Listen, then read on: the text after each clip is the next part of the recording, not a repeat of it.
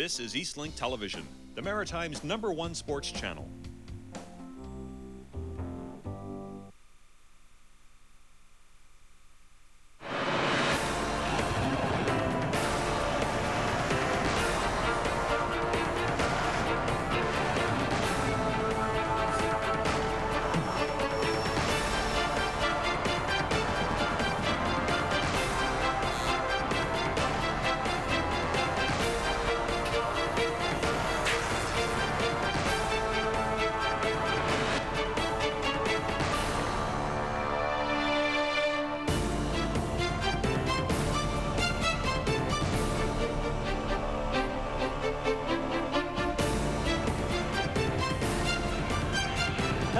I'm Peter Ruckhazer, and welcome to Atlantic University Sport Football right here on Eastlink Television. We are in Quebec City this afternoon, where the #1 team in the Quebec Conference and the #1 team in the nation, the Laval Rouge Or, play host to the Acadia Axemen, the #1 team in Atlantic University Sport Football. A big interlock game here this afternoon from Quebec City. Now, before we get started with the game, we are going to have a pregame show, and to help me break down today's contest, my two colleagues, Dan Robertson, one of the hardest working play-by-play men in the nation, and the coach, John McNeil, the walking encyclopedia of football. I kid you not, folks. You guys look kind of cold there with just the blazers on, huh? I got this big parka on here. Yeah, thanks for rubbing it in, Peter. Okay, let's get to work right away. The first question I have for both of you is that this Laval team, #1 team in the nation, as I mentioned, solid on offense, solid on defense, outstanding special teams. The coaching staff is excellent. I even hear they have a water boy who's an all-Canadian. Does Acadia have any chance here this afternoon? Well, I think they have a chance. I don't think it's a great one. Laval is dominant. In the regular season, they've won 19 straight games, and they're dominant here at PEPS Stadium. There's usually 15,000 people here on the average. Laval is so good against the run, usually giving up just 61 yards per game, where Acadia is the last in the run in the conference at about 110 yards a game. You'd think that would force Chris Judd to pass in windy conditions. If Acadia is to win, John, I think it would be considered a pretty big upset.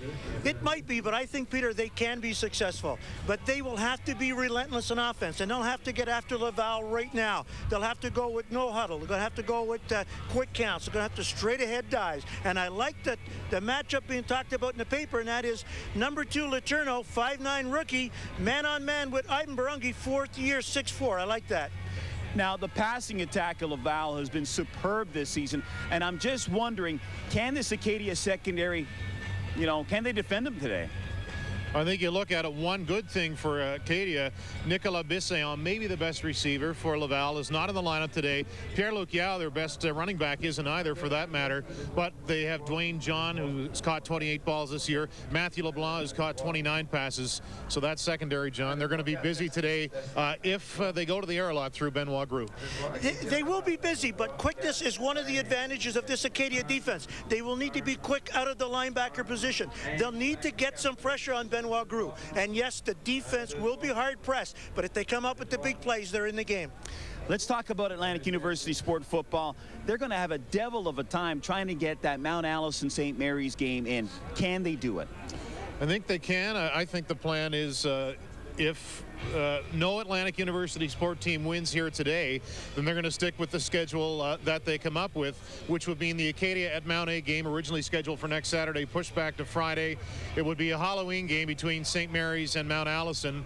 I don't think they should play that final game. I think it should be a 4-team playoff and take it from there. It's been a crazy season because of the Norwalk virus hitting St. FX and Mount Allison. There is no easy answer, but maybe the 4 teams in the playoffs the way to go. From a coach's point of view, there's an easy answer. You play the game. That's where it should be decided, on the field. Can you do it? Yes. Give them 4 days rest, then bring in your professional sports therapist and take care of this team. You can get another day or 2 rest by treating them properly right from the get-go. Get those plans in place right now. 3 games in 10 days. Yes, it can be done. Play it on the field. I don't know about you guys, but I'm a little bit disappointed with the level of play this year in the conference. How do you feel about that? Well, it seems that in years gone by, last year, for example, Acadia was clearly the best team, and you really got a feeling that they were going to do something that year. this year, no one's really stepped forward and grabbed a hold of things. Obviously, Acadia is in first place. 2 weeks ago, they lost to a St. Mary's team that was sub 500 at home, and I think things are really up for grabs.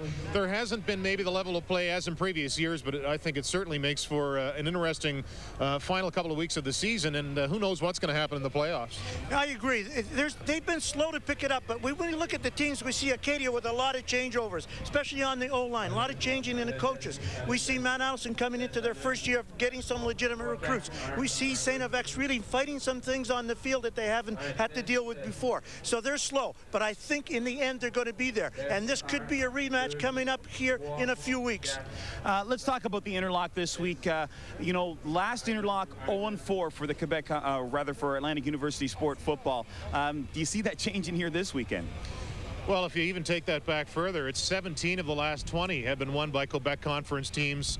I don't know a lot about what's going to happen today at Mount Allison. St. Mary's is in tough just in Montreal today against a Concordia team that took Laval to overtime last week before Cameron Takis kicked the 23-yard field goal to win. So it could be a tough time around again for the conference, John. And but nonetheless, good experience for these teams, especially this weekend. St. Mary's and Acadia coming to Quebec to play really strong teams that should only help them in the long run. It will. The first exchange really is coming a week early for the Atlantic Conference. I think that makes a huge difference. So I'll be interested to see the results today. We could have a couple of teams. I think St. Mary's taking Concordia and Mount Allison taking Bishops is a very good possibility. Okay, guys, enjoy the game today. Try to stay warm. Get some parkas on. You're going to have icicles rolling off you here today. Oh, we're looking forward to it. It'll be a great one. Okay. Dan and John will be up in the booth a little later on to give us the play-by-play of this contest. You know, when Chris Judd made his way to Wolfville from Southern California, not much was known about him, but in a short period of time, he was able to show people he was a top-notch quarterback who had a strong arm and had the ability to lead a football team. Well, this afternoon, Chris Judd is going to be a key as Acadia tries to knock off the #1 team in the nation. Here now is more on Chris Judd.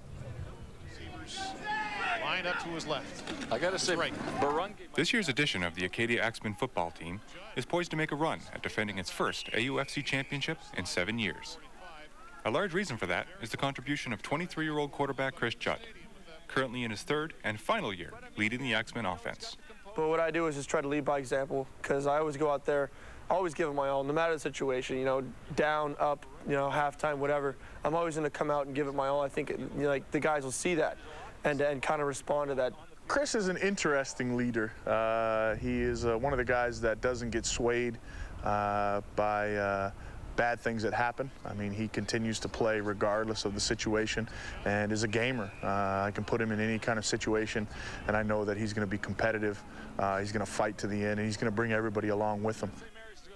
Leadership is something Judd has had to work on since coming to Wolfville from Southern California 3 years ago.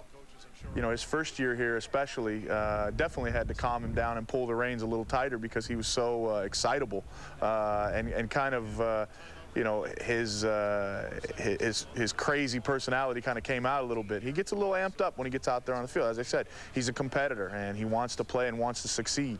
My first couple of years here, what I found out about myself was that I tend to try to force the ball when it's not needed. And the big thing coming into this year that I wanted to work on was making better decisions and not forcing the ball into a tight situation and throwing the ball away. So based upon that, thus far this year, I feel that I've come leaps and bounds even from just last year. I finally figured out, you know, 7 years into my football career, that it's okay to throw the ball away instead of trying to force the ball in there. And I think that kind of decision making has really helped me out this year as a quarterback and helped the team to limit the turnovers that we've committed. Coach Cummins believes that Judd's strongest asset in the quarterback position is one that most people don't give him enough credit for. His athleticism, believe it or not. You know, guys give him a hard time about his bad body, but he's probably one of the more athletic guys on our team. He can play a number of positions if we needed him to. He can long snap, he can play quarterback, he can play receiver if we need him to. He definitely can play defensive back. You know, his athleticism is one of the biggest strengths we have. Judd is looking forward to eclipsing last season's campaign, in which the Axemen lost the UTEC Bowl to the eventual Vanier Cup champions Wilfrid Laurier. This might be my last year ever playing football. You know, I've never had to experience that. I've never even thought about that because football has always been there for me. And now, you know, it's my last year at university. there's definitely that sense of urgency. Like, if we're going to do it, it needs to happen right now, especially for myself. And I've been trying to, relay that to the rest of the guys that, we might not get another chance like we have right now with the talented guys that we have on this team right now. So, I think that the guys are starting to pick up on that and realizing that the season's winding down right now, and we need to come together as a team, especially if we want to, get to our goal, which is to reach the Vanier Cup. Thank you to Mike Collier for that feature on Chris Judd. We're going to step aside for a moment. We'll come back with more of the pregame show. You are watching Atlantic University Sport Football right here on Eastlink Television, the Maritime's #1 sports channel.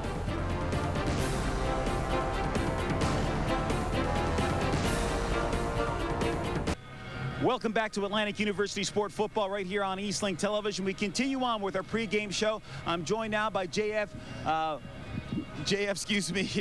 Tardif of Les Soleils, excuse me. That's my guest right now. JF, thanks for taking the time to talk to us. Before we discuss today's game, let's talk about last week's game between Laval and Concordia. It was a barn burner. Laval wanted an overtime. Tell the folks about that contest. It was a very, very close game. It was a championship game. I mean, and we saw two very, very good teams. I mean, it's always difficult to compare teams when they're not playing against each other. And finally, Laval played against Concordia last week, and we said that both teams were very, very good. And I think those two teams would battle for the Dunsmore Cup in 3 weeks. Now, Laval is 6-0. Has there been a lot of talk over the last couple of weeks about maybe, an undefeated season? Yes, they're talking a lot about it, but I mean, it's going to be hard because of all the injuries first, and they're playing against Acadia today. It's going to be a hard game, a rough game, and then against Montreal. And Laval beat Montreal at the beginning of the season, but since then Montreal progressed a lot. They have a good team, but now everything seems to be in places for them, so it's going to be another tough game for Laval. When you look at a team that is 6-0, you say to yourself, hey, there's no weaknesses with this football team. Are there any weaknesses with Laval? There's a lot of weakness. I mean, they lost a lot of players on defense and offense at the beginning of the season, and then they got many injuries. So they had to go to players who weren't playing last year, and sometimes it was rough. And Glenn Constantin and Justin Hessier had to shake the team a lot of times during the practices because when you're working with young guys, it's not always easy to make them it's not easy to ask to play as good as the other one. Right. And Constantin, he wants perfection all the time. So I think he was mad a couple of times about some guys. Compare this team to the teams that won back-to-back Vanier Cup titles in 2003 and 2004. Well, it's a very different team. It's they were supposed to build this year because all the players they lost, and for example, on defense they lost 7 starters from last year. Some were drafted by the CFL team, right. Some had finished their university careers, and some had to quit the team because of school problems. So they lost 7 starters right at the beginning of the season, and then they got injuries. So it's not a team as good as they had, but the guys are working hard, and the difference is on offense. They got a pretty good offense with Benoit Gros, good receivers, good rushing game. So that's what's the difference this year. It's that offense game. And the conference, are you surprised with the way Concordia has played this year? Because last weekend they could very well be the team at 6-0. I'm not surprised about Concordia because they always have good teams. I mean, they are well coached, and they always have good team.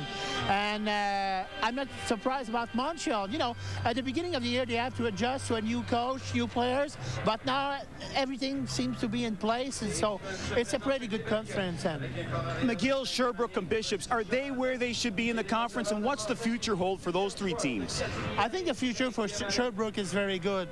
About McGill, they had problem last year with all that story, and I think they're going to have to work hard to pick up some new players, you know. But McGill is a great organization, you know. And it's the same for Bishop. I was very impressed by Bishop this year, and I think the best is yet to come. Just one question before we let you go here.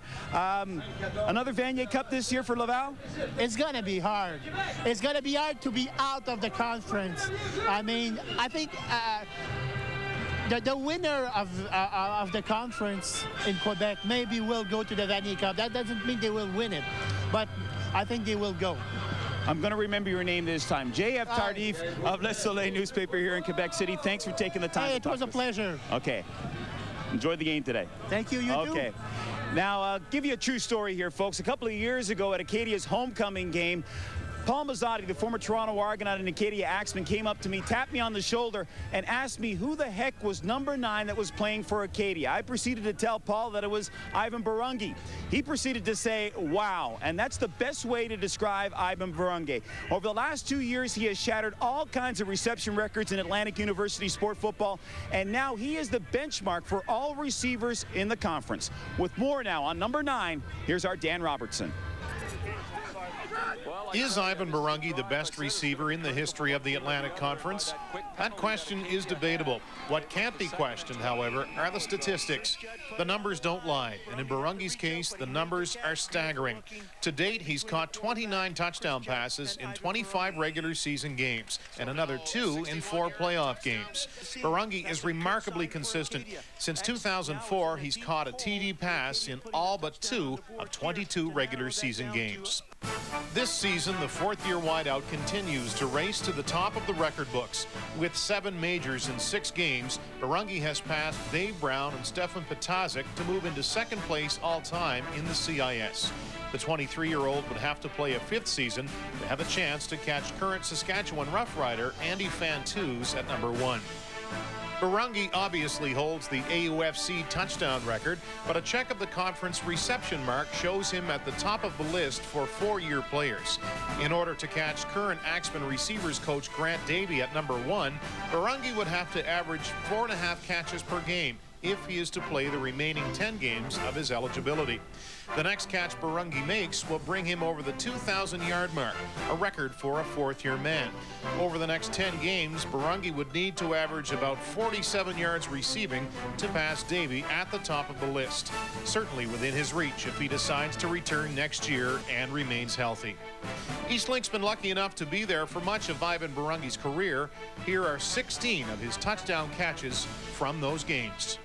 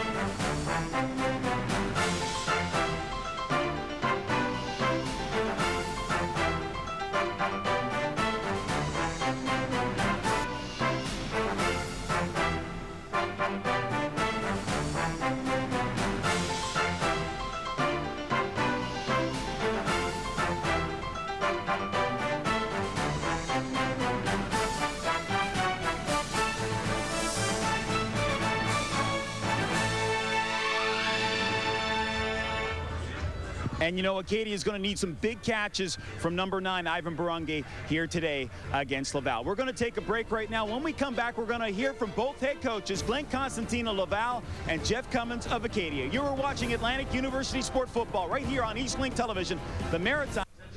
Welcome back to Atlantic University Sport Football right here on Eastlink Television. Time now to hear from both head coaches in today's contest. You know, the mastermind for this Laval team has been Glenn Constantine. He helped lead Laval to back-to-back Vanier Cup titles in 2003 and 2004, and he's got his team in line for yet another national title. Our Dan Robertson had a chance to talk to Coach Constantine, and he asked him about the team's progression through this season. That we progress through the season and see what happens at the end. We're confident, that we can. We got a tough conference, and then we got to play Montreal or Concordia in the finals, and then we'll see. But we need to progress through the season. You talk about confidence. You must have confidence here in this stadium. I believe it's 19 straight regular season games you've won, but just talk about the fan base and what that means to your team. Oh, it's huge. I think for teams like Acadia, their first time here, they might be in for a shock. It's a fun crowd, but it's very, very loud, and it gets kind of hostile sometimes also. Can you compare this year's team to last year's team? Maybe 6 or 7 games in this year to the same time last year. It's difficult on offense. We're probably better on offense this year. Our problem it resides in our defense. We graduated 7 kids out of 12 last year, so we're rebuilding, and our numbers are different on defense. We're doing a good job, but we can't control the game like we used to. What do you know about Acadia, and have you seen any film on the Axemen? Yeah, I saw the Sherbrooke game, and I saw the St. Mary's and St. FX, which kind of different games. I think they got an experienced quarterback in Chris Judd. They got outstanding receivers in Barungi, obviously, and Carter, number 7, which I think is outstanding. And they got good balance with the Cale Inglis, their running back. So he's a good scat back, cuts back a lot. So it's going to be it's a different offense for us to see. You're without Bissayan and Yao today. Will you be okay offensively? I think we got a good depth on running back. You'll see a kid called Guillaume Allard Camillus, who's a sophomore for us. He's outstanding back. He just got back from surgery last year, but he's a kind of a Eddie George kind of type of back, obviously. All proportions kept. Well, look, thanks for this, and best of luck today. Thank you very much. Okay, let's take a look at the conference standings in the Quebec Conference, and there you see Laval, number 1 in the nation. They are 6-0. Concordia, they could easily be 6-0 on the season. They are 5-1. Montreal, after a slow start, are 4-2. McGill, 3-4 on the season. Sherbrooke, 2-4, and Bishops holding up the rear at 1-5. Now, Laval quarterback Benoit Groux was 25 of 36 for 389 yards, 2 touchdowns, and 1 interception in that win over the Stingers. Laval, they have won 19 straight regular season games and are 5-1 all-time in interlock games. Now, the Acadia Axemen, they are the number 1 team currently in Atlantic University Sport Football. They're also the defending conference champions. Now, going into this season, they have played inconsistently at times, both offense and defense, and this is going to be a true measuring stick of how good they are. Here now is Dan Robertson with Coach Jeff Cummins, and his first question was, what does Acadia do very well? It's a great football team, but so are we. I mean, we do some things very well on offense and defense and specials. We can't beat ourselves today. I mean, we talk about it all the time that we have to do what Acadia does and do what we do best. They're a good football team. They don't beat themselves, and we're going to have to beat them in order to win today. But we keep in mind that we only lost to them by 3 the other day, or a couple years ago, and I think they were a better team a couple years ago. That was Vanier Cup championship team, and they're not the same team, and that's that's Coach Constantine telling me that. So if he's saying it and we're seeing it on film, then yeah, I think we can win. What did you do to work towards this week, keeping in mind that it should be pretty loud here? Well, we're obviously on offense going to have to go silent count. When we're on offense, they're going to be going crazy. So we worked silent count the entire week. We did some things where our defense was screaming and yelling in the background, not allowing our offense to have any cadence whatsoever, and try to simulate as best we can in Wolfville what's going to happen here in Quebec City. But, we try to, situate ourselves so we're ready for it, but I don't know if you can get ready for it. I mean, I've talked to teams and coaches in this conference, and they say they've been here for 4, 5, 6 years, and they still aren't ready for it. So it'll be an adjustment for us early on in the game, and depending on how we adjust, we'll see how the rest of the game goes. Well, look, thanks a lot for this. I know you've been looking forward to this for a long time, so have a good game. Thank you very much, Dan. Can I say hi to my wife and kids? Sure. I'll be home tomorrow for swimming. I promise, guys. Last week in Acadia walked all over St. FX by a count of 23-21. Cal Inglis was the Eastlink player of the game in that contest as he rushed for 161 yards. Back in week 3, Acadia lost an interlock game to Sherbrooke by a count of 42-28. And the Axemen, they are 3-6 all-time in interlock games. So that is it for the pregame show. Coming up next, the big game, an interlock contest, Laval taking on Acadia. I'm Peter Ruckazer. Enjoy the game, folks.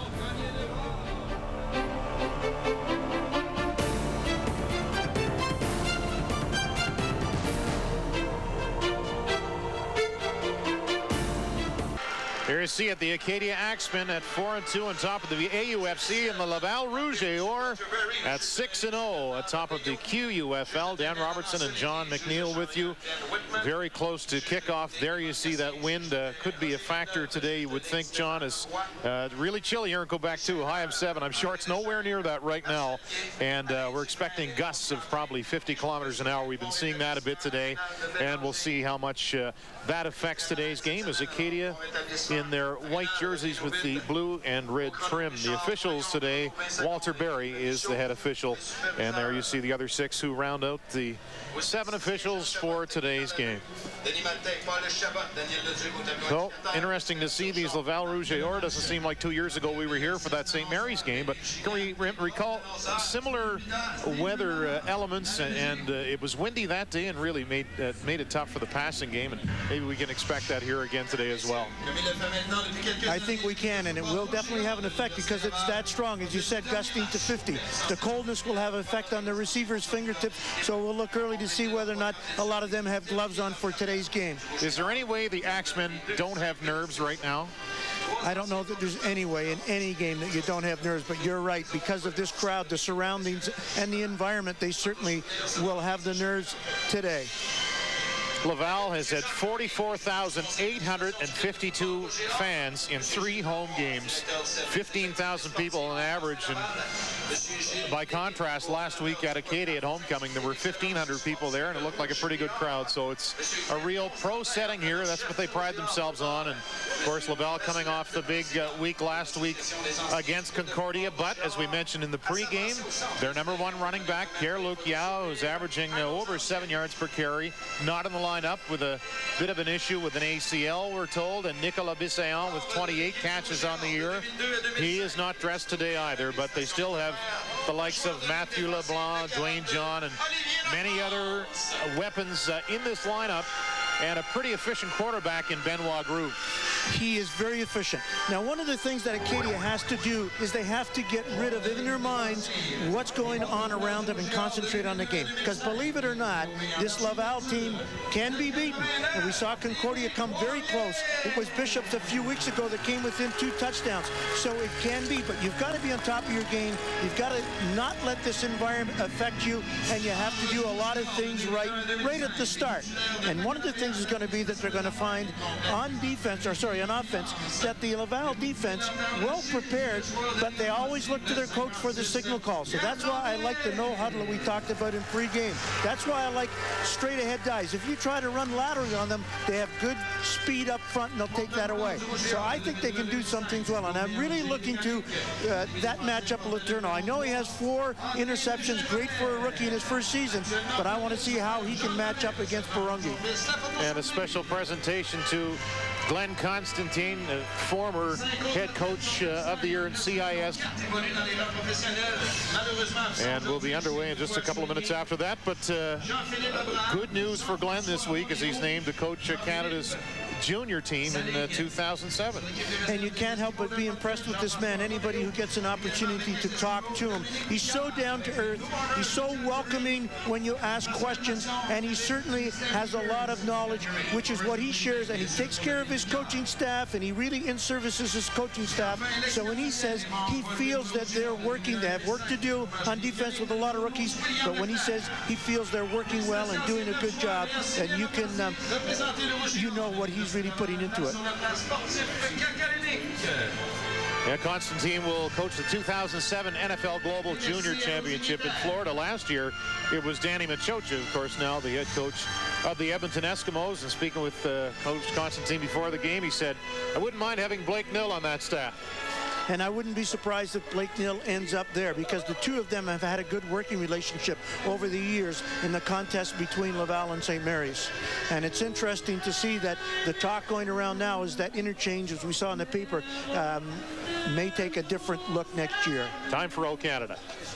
Ton front est ceint de fleurs en glorieux, car ton bras sait porter l'épée, il sait porter la croix.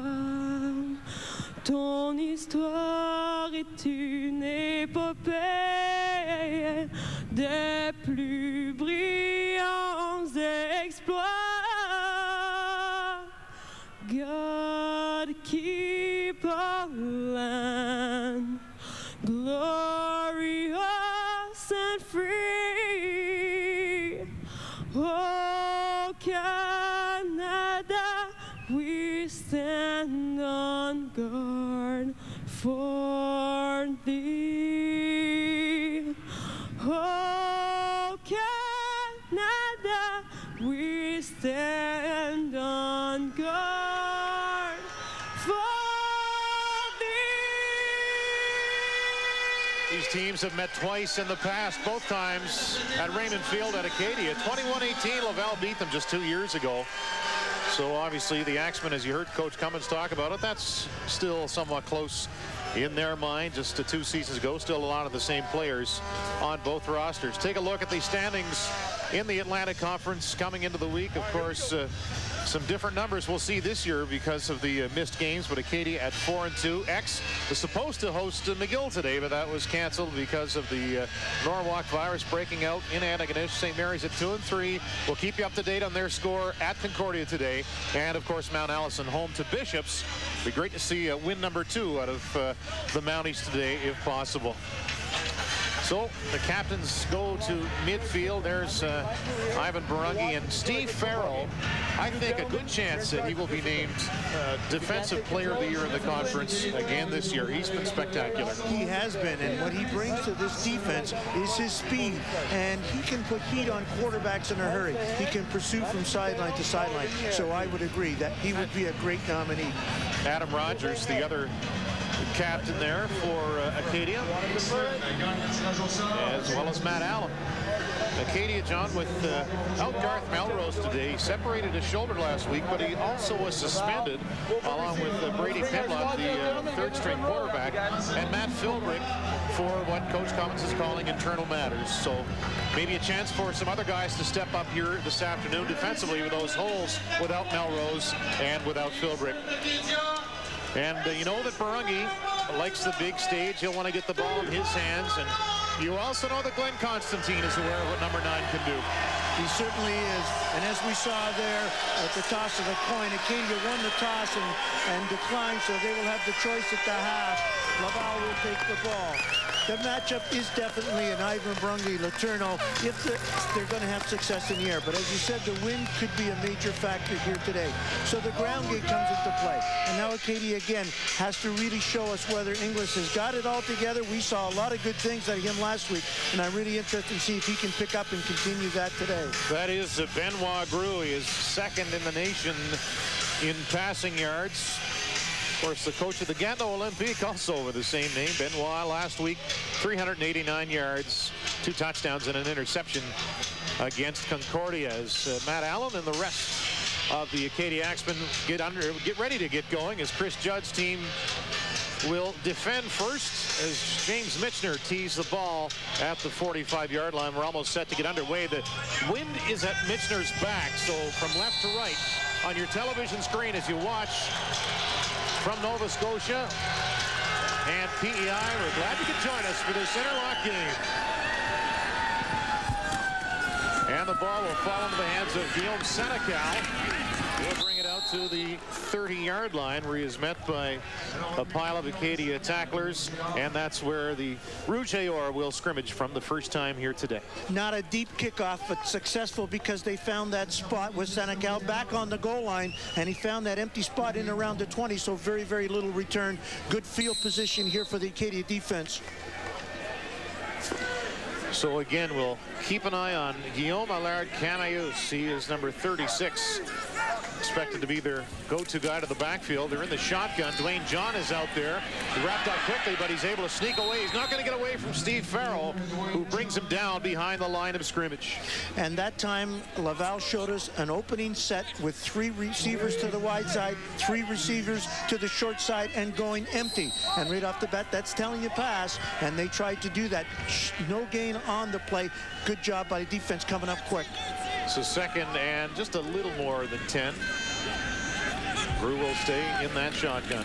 Throwing against the wind. He has a couple of wide receivers open, and he makes his first connection of the afternoon as he gets it to Laurent Levin-Masse, his 6th catch of the season. He had 1 catch last week for 69 yards. Well, Acadia dropping into their 3 deep zone really left a large opening space in the middle and didn't close quick enough. And against a quarterback like Benoit Groux, you cannot give that big an opening. They've got to close that zone. And Levin-Masse wide open, and again a guy who might get a chance as a flag on the play.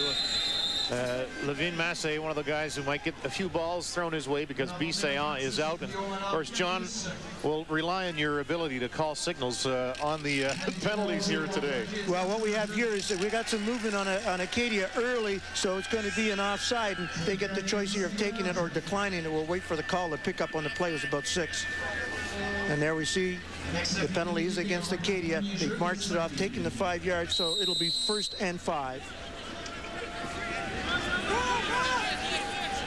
So Groux has Allard-Canaillus behind him, gives it to him. They read that play to the Axemen and bring him down behind the line of scrimmage.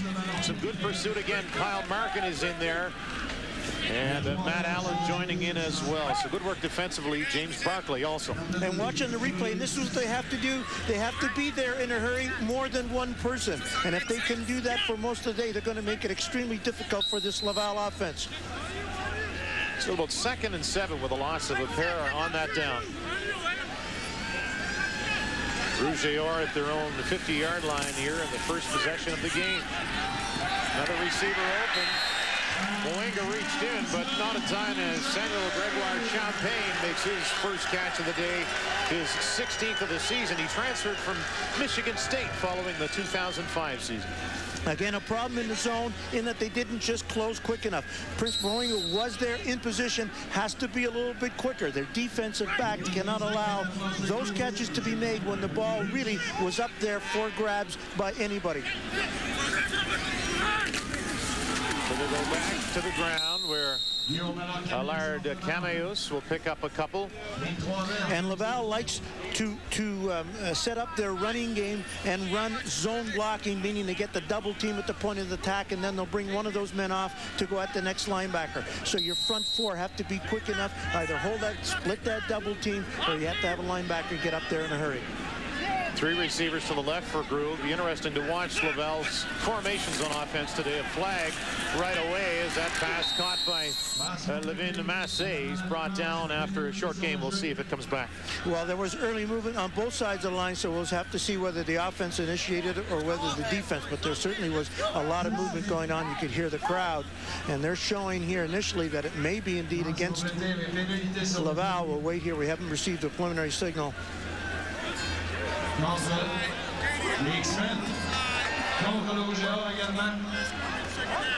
So both teams causing, that's an interesting one. You rarely see it, but both teams an infraction. In other words, one didn't pull the other off, but both of them were offside. So that down will be replayed. And it will be 2nd and 7 again. This Laval team resilient. Last week they trailed 15-7 to Concordia, but got it to overtime, and that's where they won it, working on a perfect 6-0 season. Groux back to the air. He's 2 for 2 over the middle, and Mathieu Leblanc will have enough for a first down. That's his 30th catch of the year. And again, John, talk about a guy running a good route. He got beyond the first down yard marker there. He did, and watch here, because Jermaine Thomas almost makes the catch right here. Jermaine almost there. Groux just getting away, but again, a well-disciplined pattern coming back to the inside. Prince Moenga again, just 1.5 steps away. Farrell, the defensive player of the week in the conference, and Moenga make the tackle. So the Rouge are with a good-looking drive here to start things. They're at the Acadia 32. Inside handoff for Camillos with a hole. He picks up 8 on first down. So Camillos getting a chance to start in place of Yao. This is a great opportunity for this young man. Acadia can't afford to give up these on first down as you see him split and get upfield off the guard position in a quick opener. Does a good job here keeping the legs moving. Too much on first down for Acadia. It's 2nd and 1. Maybe a little more than a yard. So the Rouge are looking crisp here through the air and on the ground to start. They go back to Allard Camillos. He'll run right. He finds a hole again. And he gets down near the 10-yard line. 2 straight fine runs for Guillaume Allard Camillos. Laval does an excellent job of getting bodies on bodies. Nobody goes unblocked, and you can hardly see the white shirts for the red, and that's the reason that it's successful. And so Acadia will have to go more on the attack. We need to get people going at those red jerseys a little bit quicker. Don't hesitate. If you lay back and wait for them to come to you, they're going to be in trouble. That's a big offensive line as it's a 1st and 10. They go back to the ground to Allard Camillos near the 5-yard line. Technically, Laval can get another first down, but it's about the first down yard marker about half a yard shy of the goal line. But obviously, they're thinking 6 points right now. I wouldn't doubt that they come back inside because they've been successful in the last 4 or 5 plays. So look from tackle to tackle for this play in a 2nd down situation where, yes, they could get a first, but it'd almost probably be an end zone. If Acadia can stop them here, they'll make a tough decision for Laval whether they go or take the field goal. It's a 2nd and 5 from just the Laval side of the 5-yard line. Takes it to Allard Camillos. Screw buying himself some time.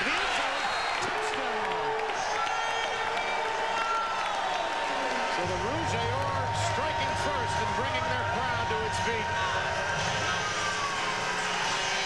That is Laurent Levin-Mass, his 2nd catch of the drive. Now watch on the replay, you'll see a receiver under and a receiver over, and almost the defender with the receiver under almost gets a hand on it. That's how close the patterns will run.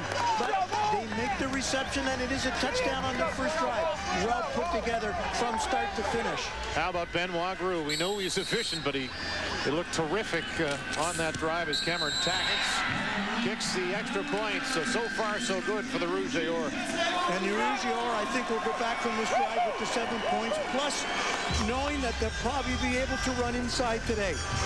We're going to have to see whether Acadia can then take that away. I thought Acadia on that drive did an excellent job of getting some pressure on the quarterback. They seem to be just a little step slow on the defense in the defensive backfield to pick up the receivers. They're going to have to improve on that. And again, here we see the replay as Groux rolls to his right, and there's the underneath, well covered, and there's the open receiver a little bit deeper, and we can't allow the people to get McNally just a little bit late picking up his receiver. 2nd touchdown catch of the year for Laurent Levin-Mass. And credit Groux for throwing well into the wind. 4 of 4 on that drive, and he didn't skip a beat. So it's up to Acadia, obviously, to answer back, even if they can't score a touchdown, to put a good drive together, because you don't want to get behind this team early by a big margin.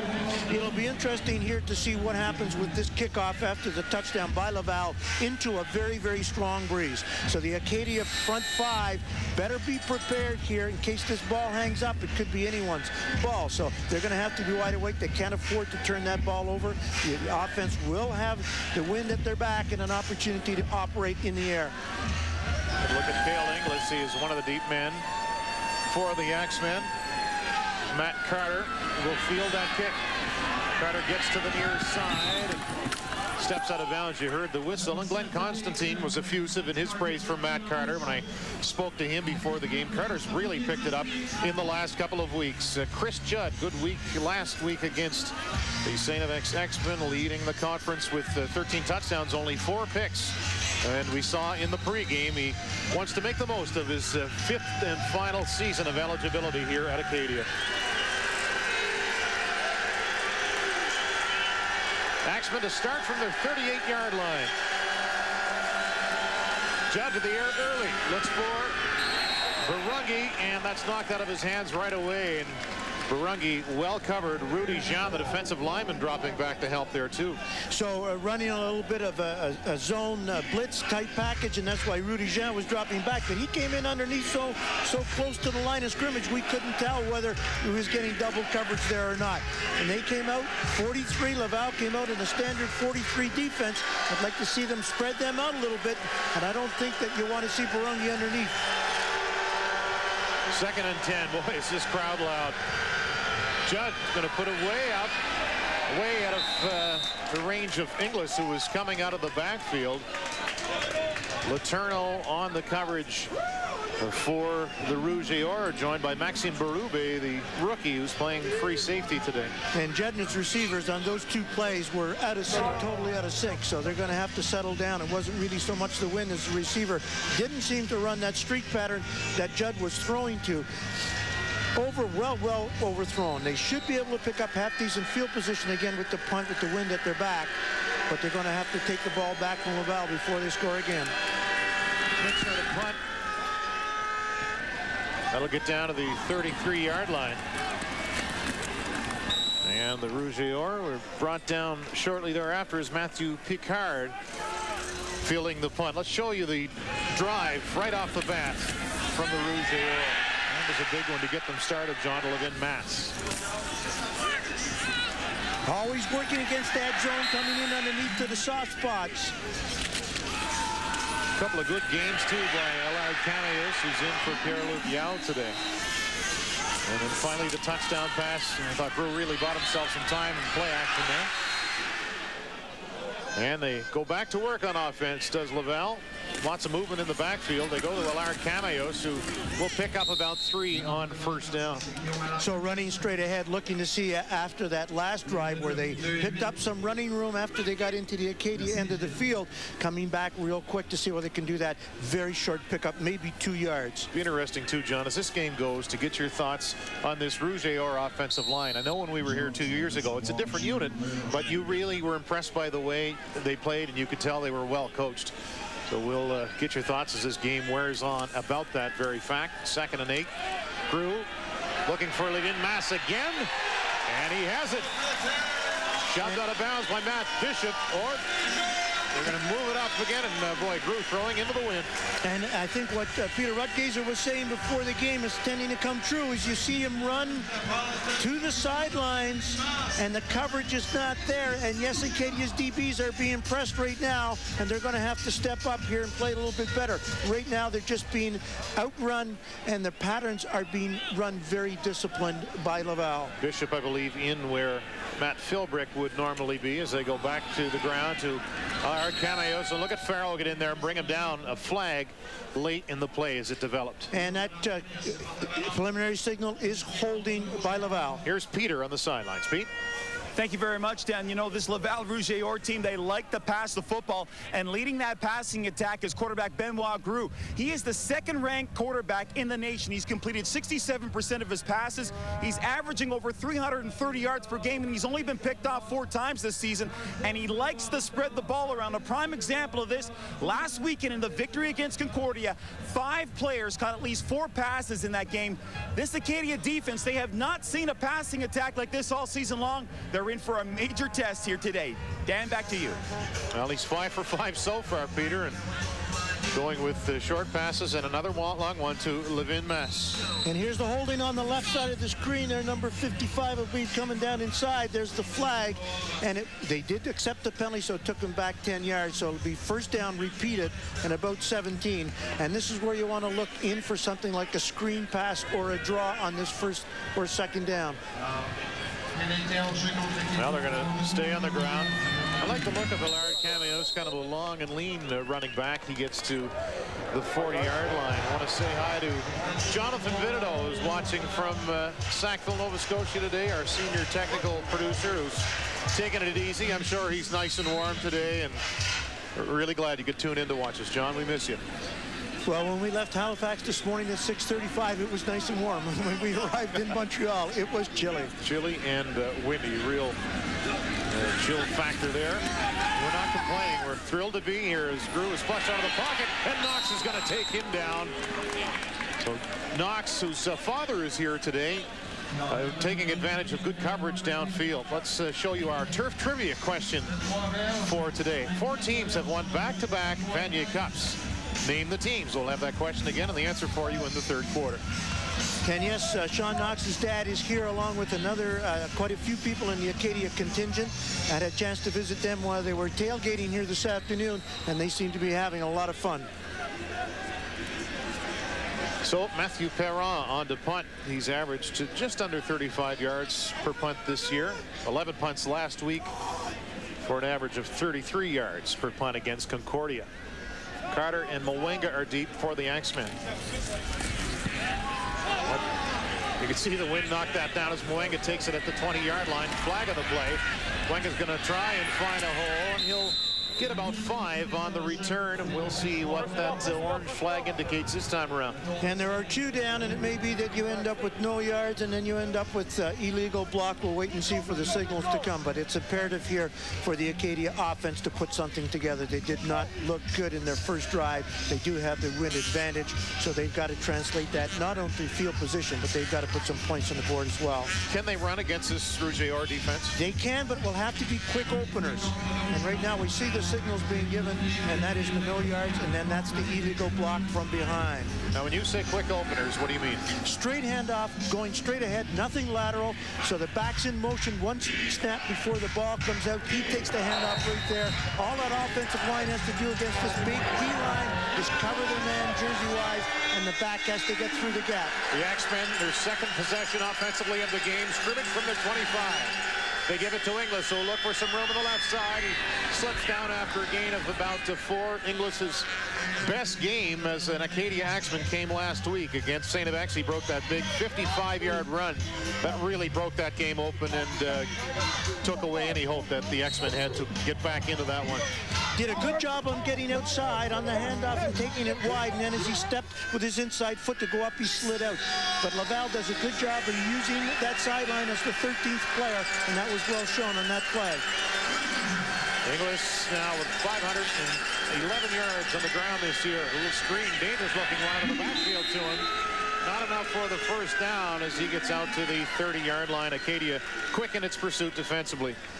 Laval was doing a good job there on reading that out, and the screen I thought was going to come from Laval last series actually ends up coming from Acadia. But when you get a team as Acadia was doing, and then we saw Laval coming real fast, the screen looks good because they're getting upfield. But this Laval team is very well disciplined, and the player responsible for screen to his side was there to pick it up. Mitchner on to punt once more.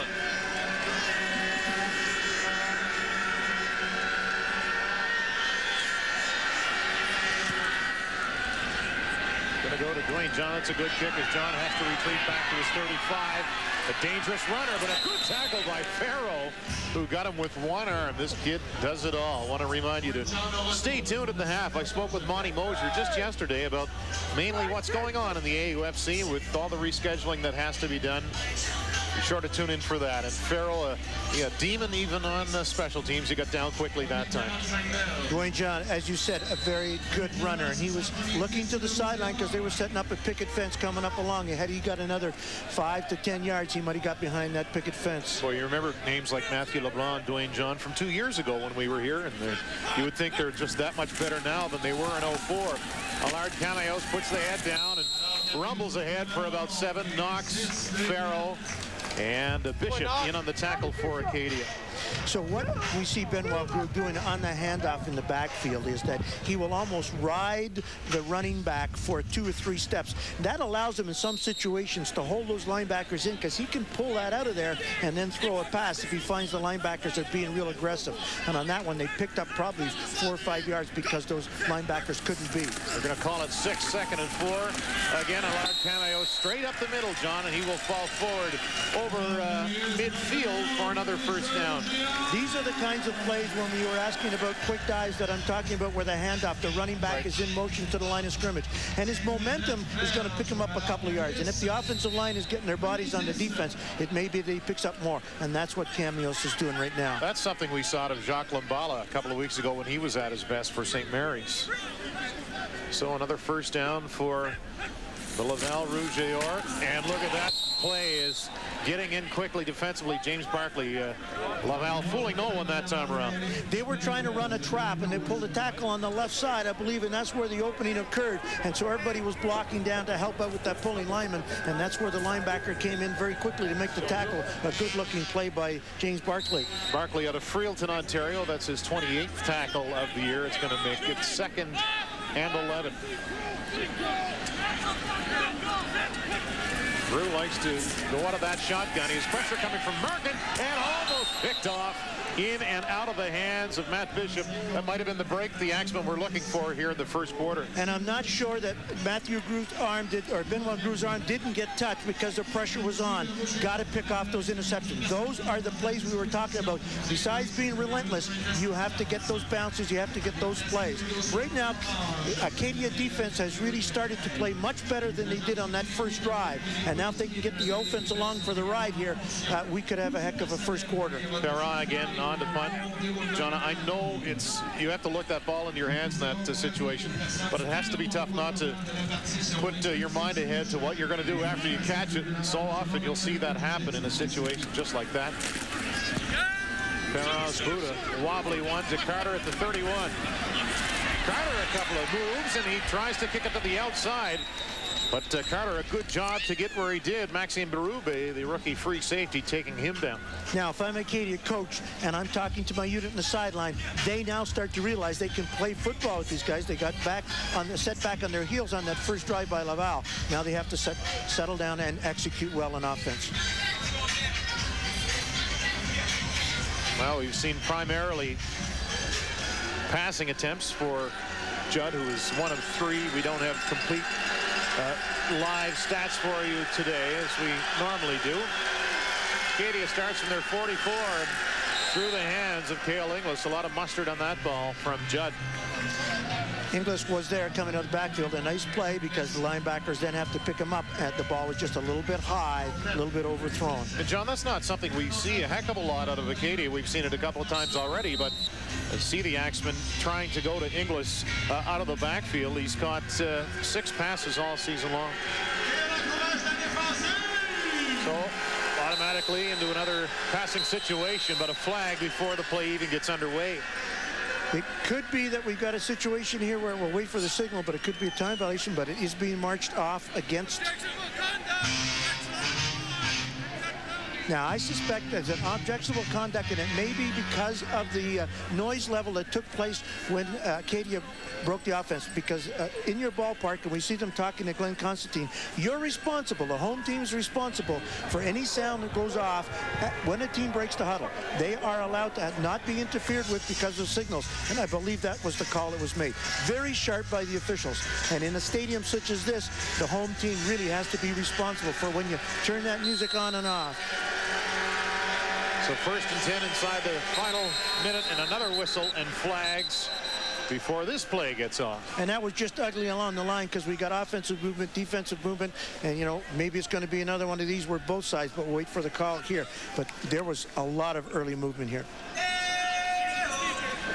That's illegal procedure against Acadia, so they're going to be set back 5. Now, you do want to get some quick counts as I talk. That would help an offense. Don't keep them hanging around. Don't let the defense get set. You can see the defense right there. All turned towards the coach, Constantine. They're getting their defense from there. Get your ball club up to the line here, and let's get a quick count, and let's get after them. Judd buckles the helmet, 25 seconds to go in the half. He hands off to Inglis, who has some room on the right side. Cale Inglis bulls his way back over midfield. However, not enough for the first down after that penalty, but a good gain by the rookie running back. That was a good gain, and see, we get a log block here coming around by number 50 on the outside. Adam Rogers, the experienced old lineman. If you can get that log block all the way around, you close him off, you close off the linebackers being able to get out there, and I believe that's what helped Inglis pick up the, look to me, almost close to 10 yards when he considered a penalty on the play. Justin Morrow, the defensive back, made the tackle. This should be the final play of the first quarter. They fake it to Inglis, and there's James Price with enough for the first down. Another good game for the Axemen as they start to march. They trail at 7-0. You're watching Atlantic University Sports Football here on Eastlink Television, as we're glad to be with you here from PEPS Stadium in Laval. Beautiful play-action play. Caught the defense. Good-looking catch by Price. They're going to need everybody, Carter, Price, etc. today. And if Judd can start hitting people, they can start moving this football. 7-0, the Axemen trailing the Rouge. Stay with us.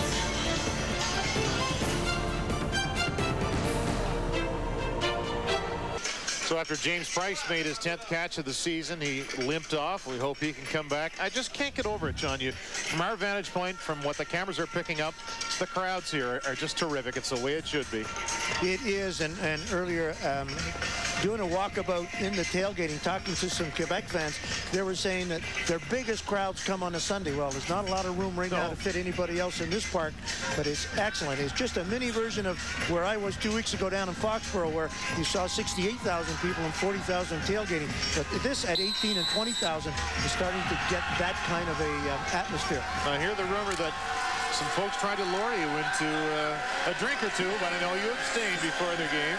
Although a nice warm beverage would have been pretty good right about now. Axemen are looking good here on offense. Judd buying some time. He goes over the middle. And Carter, does he pull it in? They have not ruled it incomplete, so we'll have to wait and see whether they take it back to the line of scrimmage or put it. They're taking it back, so it was incomplete. We get the signal. I'm not sure why we noticed that St. Mary's, the last game we did here 2 years ago, come in here and try to throw so much underneath, whether it's because of the play of the linebackers or whatever.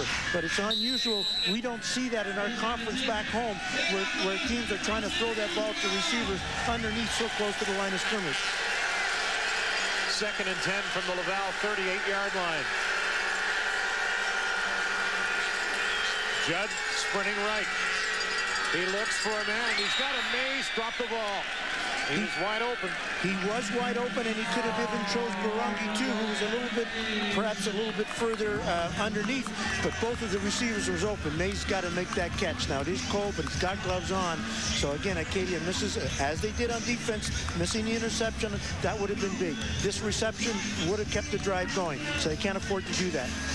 Sure, they had to feel good about the nice first down connection between Judd and Price, but just not able to keep things rolling right there. So Michener is on for the punt.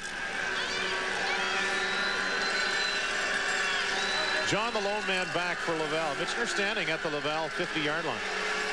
There's Dwayne John.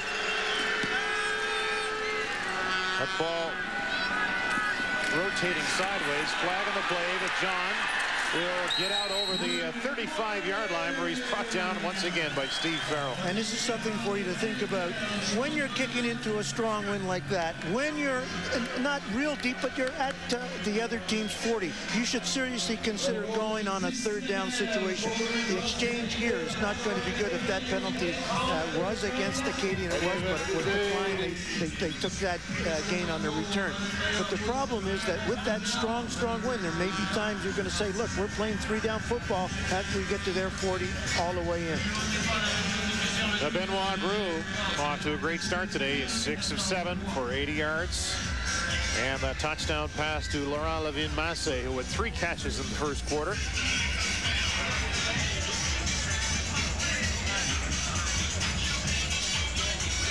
Of course, in the first week of interlock, I think the game that we did, Montreal at St. Mary's, was the closest that the Atlantic Conference came to winning that day.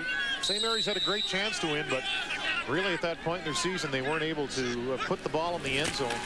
They're at Concordia today as Allard Cameos is tripped up by Farrell reaching back. He picked up about 5 on first down. And we could hear the smack coming from up here, coming from the field. And there you see Coach Constantine talking to his defense. He will always be telling them from the sidelines. They look to him for it. Good smack out there by Farrell coming up to make that tackle to hold it to about 5 yards. Those are the numbers we just talked about. 6 of 7 for Gros. 2nd and 5 now. He has 3 receivers starting out to his right, but he'll look left. Dwayne John is between the DBs and makes a fine catch over his shoulder all the way down to the Acadia 32-yard line. And so Laval knows right now, if they didn't know before the game, that they have an opportunity to exploit on defense, and they do it here once again. Great protection by that offensive line. Benoit Gros, and there you see Dwayne John getting loose behind Pat McNally. They've got to close that down. They can't allow free runners like that. Well, Dwayne John coming into action, 28 catches for 415 yards. He had 4 grabs for 111 yards last week. So Laval, Bisson not dressed today, but he's got 28 passes. Matthew LeBlanc now has 30 on the season, and so does Dwayne John. Nice when you can have 3 receivers like that to go to. And of course, we saw what Levin Mas can do. And I'd like to see on the next series on offense by Acadia, I'd like to see them bring Barangi into the game. We did see him on an earlier pattern where he was open, and let's put some pressure on that Laval defense, and let's go to the person who can make the big plays for us. That was Patrick McNally, the injured player. Interesting to see that play, John. You could see that Crew had 3 receivers sort of crisscrossing to his right, but I think he had his eye on John the whole way. He found that seam between the 2 DBs. We'll listen in on Glenn Constantine. And let's take a look at the stats from the first quarter. 7 first downs to 2 for Laval. Total yards 128 to 28. And it was all Laval probably for the first half, and then Acadia came on maybe in the last 2 or 3 minutes. And what was happening, Acadia just a step slow on defense, which we saw, which hurt them a little bit. And offense, it took them that much time. Probably the last 2 series of that quarter, the offense looked good. So they've got to pick it up. No, you don't like to see anybody injured. Pat McNally, in his 4th year out of Moncton, is being carried off the field by his teammates at this point. And again, one of the things I've said in the past, when we show shots on the sideline when we see Coach Constantine working with his players, I really like to see that during games. I want to see coaches using game time on the sideline in a positive manner, not dressing in a positive manner, using that as a schooling technique. And good coaches around the league do that. And players really appreciate it. Do you think players in this day and age, the days of being intimidated, being screamed at, that doesn't work anymore for the most part? That's correct. And really, it works just the opposite. 1st and 10 from the 34 as Grew using his feet this time. He has a wide open receiver and another connection for Benoit Grew.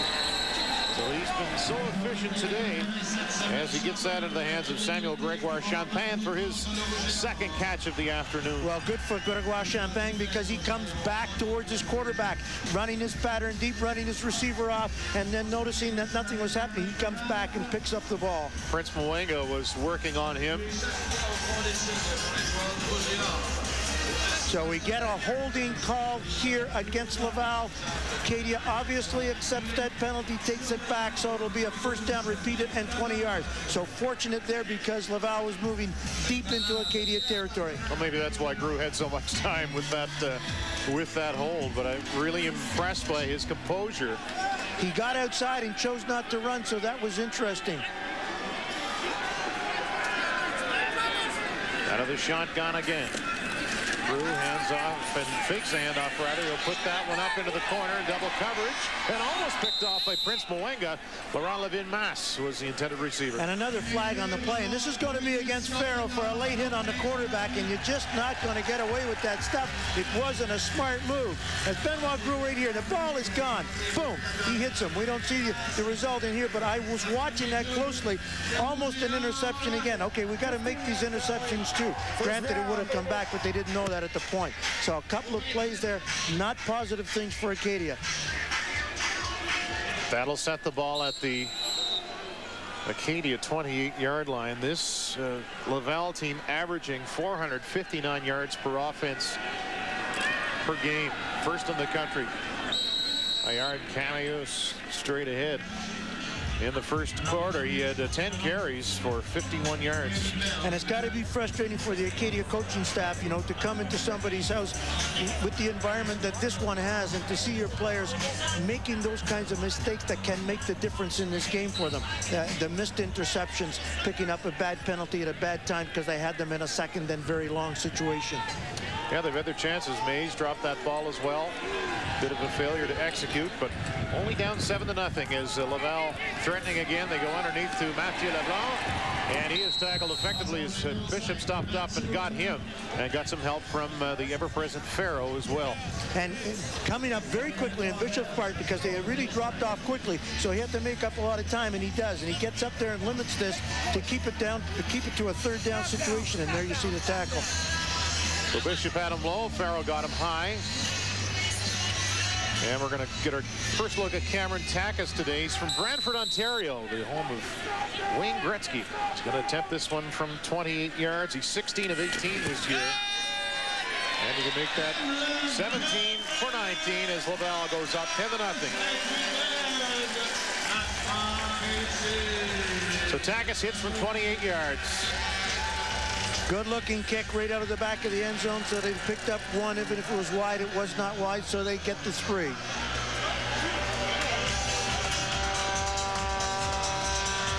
Acadia coming into this game at 4-2. And it's funny, I remember, I think 2-3 years ago, talking to Jeff Cummins, and it was before we came up here to do the St. Mary's game. He said, you know, I'd love to go up there. I think, you know, to be the best, you have to play the best. So a good opportunity for these guys today, as you saw Judd's numbers after 15 minutes of play. Acadia scrimmaging from the 35. Inglis, the carry. Runs into a wall of red.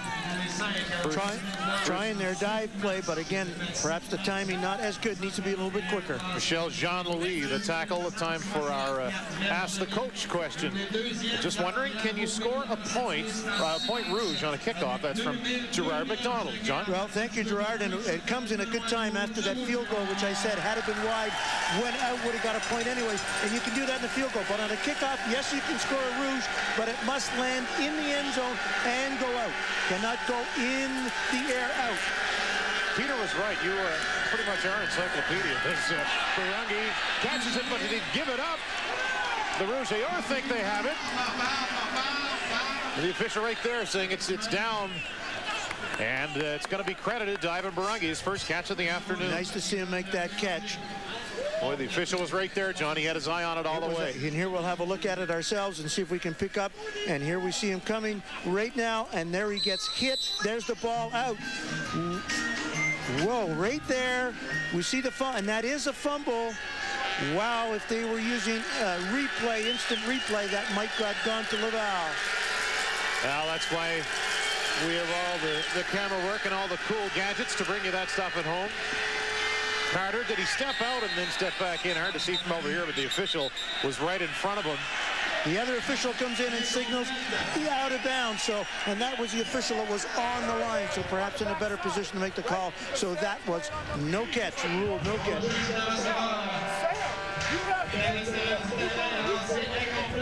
Cummins, also the defensive coordinator, of course, talking to his leader, Farrell, on defense.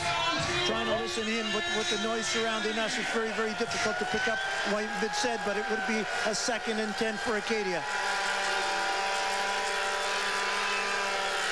From their 46-yard line. Judd is looking for James Price, who has to adjust on the ball, and incomplete as he was being watched by the rookie, Maxime Berube. And it was there for Price as he turned around and had to take a step. He just could not bring it in. Defender close enough, make it difficult for Price. And as we were talking earlier on that question on Ask the Coach, the kickoff has to land either in the field of play and then go through the end zone, in the end zone and out, so it must land. The reason that came to mind was the other one where I was coaching at Mount Allison when we were playing on the island, and we had a kicker who kicked the ball off the kickoff with the wind at his back, up through, actually went through the uprights, landed in and went out of bounds. That was at the start of the game, so we were up 1-0 before the game clock started. Michener's third punt of the day, and it's blocked. He's going to go after it. He's not going to get there. Acadia going to be in trouble again defensively. It would look like as it's recovered by Samuel Fournier. 10-0. Laval leading Acadia. You're watching Atlantic University Sport Football on Eastlink Television. Brought to you in part by the Chronicle Herald. Our lives, fresh daily. Teletech. 300 jobs available at www.higherpoint.com. And the heat came quickly. There was 2 people in there who might have got their hand on the ball. A big turnover here in the Acadia end. Acadia now calling the timeout. Farrell just didn't like what he saw. I don't think they were positioned correctly, or he was getting some signals from the bench at least. This is difficult for Acadia because they had started playing much better, starting to get Barungi involved in the game, and now they find themselves deep in their own end, having given up the ball on a turnover. The ball's going to be at about the Acadia 36-yard line. We've seen the efficiency of this Laval offense as we'll take another look at it. Fournier getting through. That went off the back of Flaxman. So the Flaxman backing into him, and there we see the recovery being made by Laval. Kicker seemed a little bit slow getting that ball away. He's going to have to speed up. Mitch is going to have to speed up those steps. So Laurent Levin-Masse, the only touchdown of the day so far, the wide receiver, early in the first half. First quarter, as a matter of fact. And a 28-yard field goal from Cameron Takis. That's taking care of the scoring so far for Laval. Through to the air again. He goes underneath with a flag on the play. Allard Cameus. He's tackled by Allen. And the preliminary signal is holding.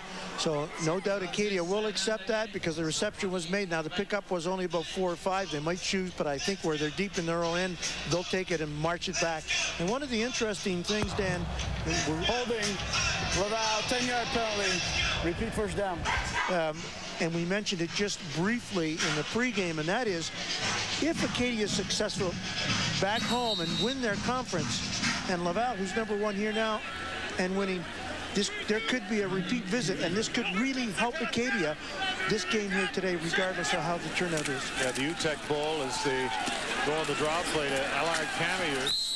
Won't have enough for a first down, but the UTEC Bowl will be played at the Quebec Conference Champions Field, and of course it's between the Atlantic champion team, and a lot to be decided until then, but it is a definite possibility that on November 18th these two teams could be going at it here once more. And here's the draw play, and there's James Barkley just running right by it, or he had it in the backfield, and then we see Farrow there making the tackle, getting up very slowly. 7:38 to go in the first half. Let's go down to Peter. Thank you very much, Dan. You know, one thing you keep hearing time and time again about this Laval football program, it's that it's run like a U.S. college program, and there's a reason for this. Head coach Glenn Constantine, he spent 3 years as a graduate assistant coach at the University of Houston. Now, when he became Laval's head coach back in 2001, he used his experience with the Cougars to form the blueprint of the way he would run the Laval program, and boy, it's really worked. Back-to-back Vanier Cup titles, 2003, 2004, and in the last 6 years, 15 Laval players have been drafted by CFL teams. That sounds pretty good. Dan, back to you. It certainly does, Peter, and maybe that gets overlooked sometimes, John, that you want to win championships, but you also want to develop good players and let them realize their dreams, and Laval really has done that, as Peter just mentioned. That's something else that Constantine, besides, like I said, being a very good coach and very open, he really prides himself in taking care of his players. He talked about the model after the Houston Cougars and that offense, where they know how to distribute the ball through the air. They've shown that over the years. 2nd and 18. Blue as a man open, almost picked off by Elliot Richardson, as in coverage was Levin-Masse. He had a couple of Acadia players trailing him. If you would like to send an email to the coach and have your question answered, it's askthecoach@eastlink.ca. That won't be the case next week. We're not doing any of the games that have been shifted around. There's 2 games on Friday night. As things stand right now, we won't do either. Friday afternoon, I should say, at Mount Allison, Acadia at Mount Allison at 3, and then a game scheduled for Halloween. But we will be there for the playoffs. And Acadia doing a good job on defense there, holding on that turnover to a punt here. Matthew Powell is his 2nd punt of the day. That'll fall to Mwenga at the 9. And he slips and falls at the 10. Well, I think that Laval was very fortunate there that they didn't get called for holding, because one of the Acadia players coming on a punt rush seemed to have the right step and an open and got pulled back by the jersey, but referee not in a position to make that call. So we'll be deep in their own end under 10. But the defense, after coming on the field because of the block punt, were able to hold them to no points.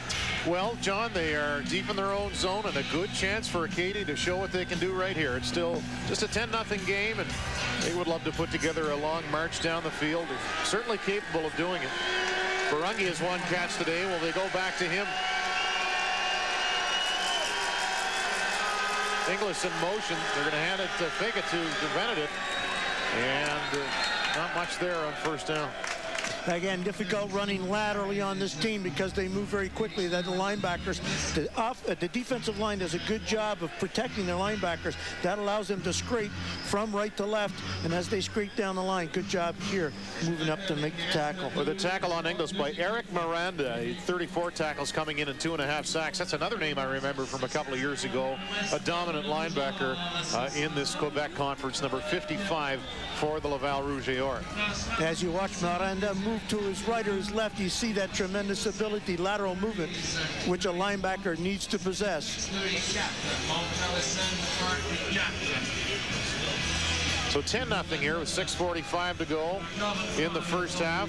You see some of the fans having a great time. A lot of them with scarves and mitts and drinking cold beer. So they're a hardy bunch.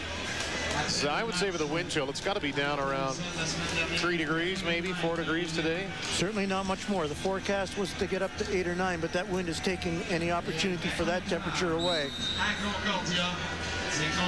So just a pickup of 2 on first down for Cale Inglis.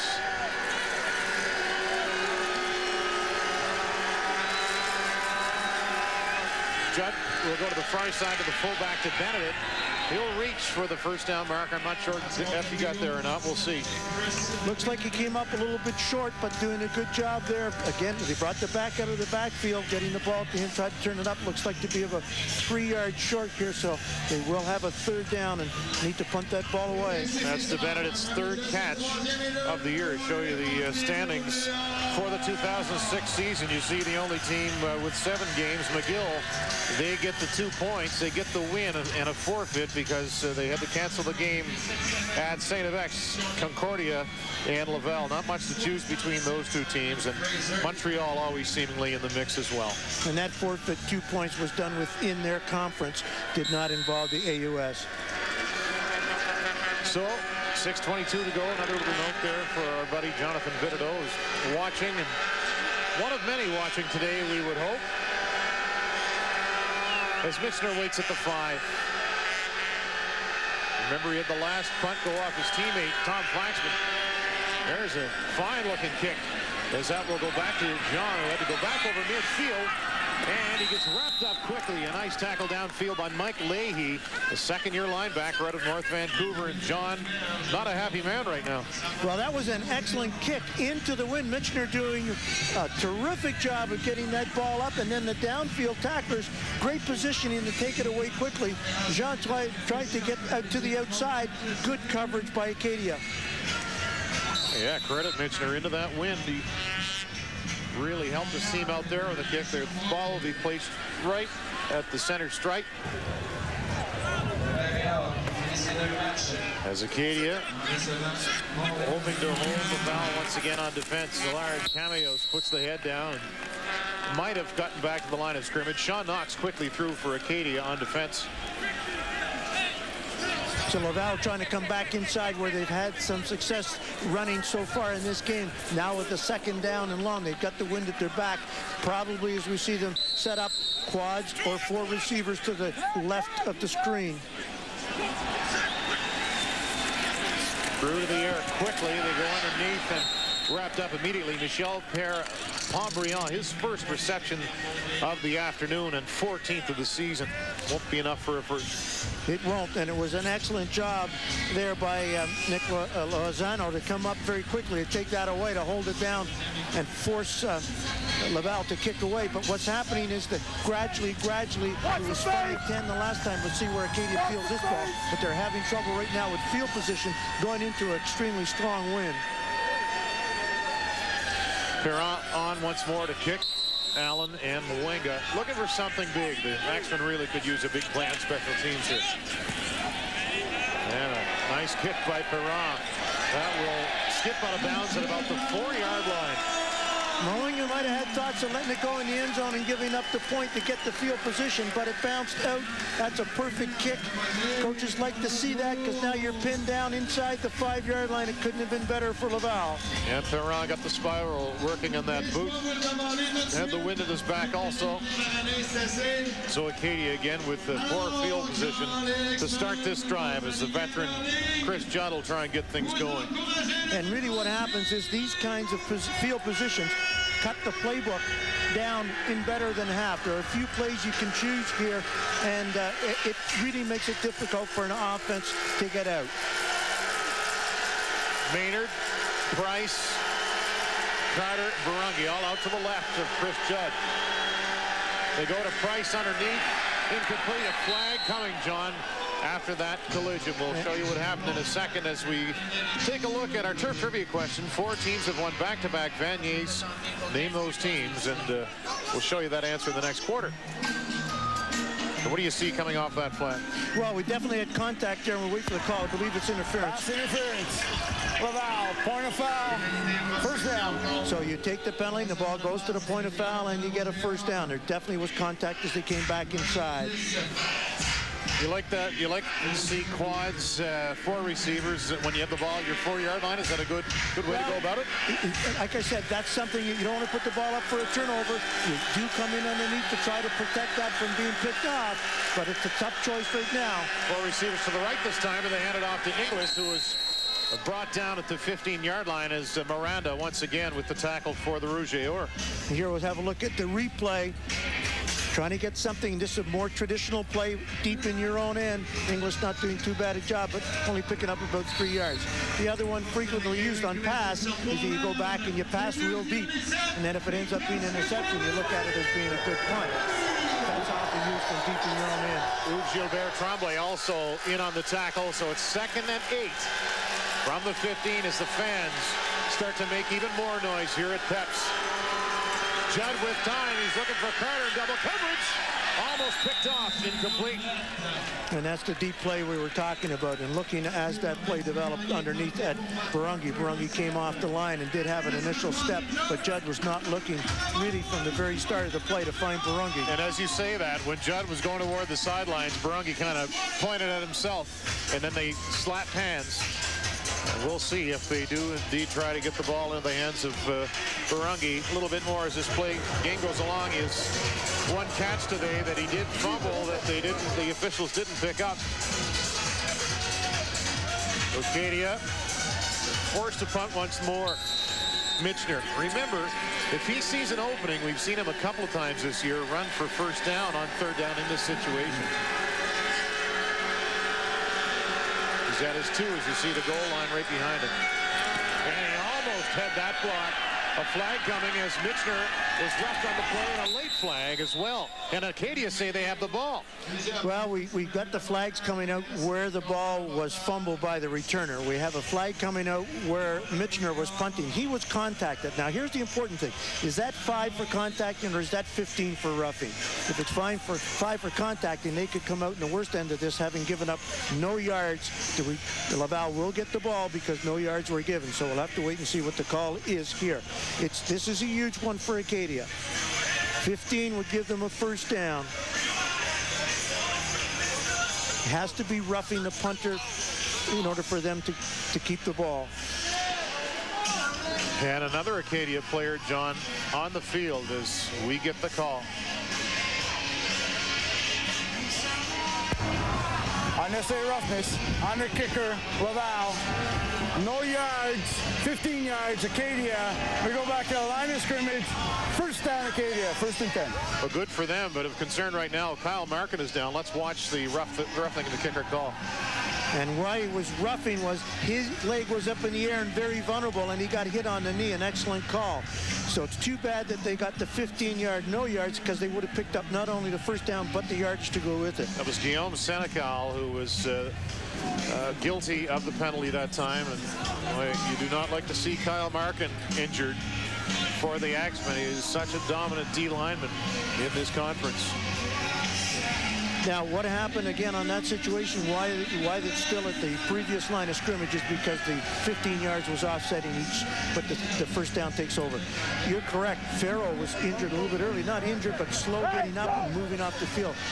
Kyle Markin, Farrell, huge on defense, can't afford to lose these people.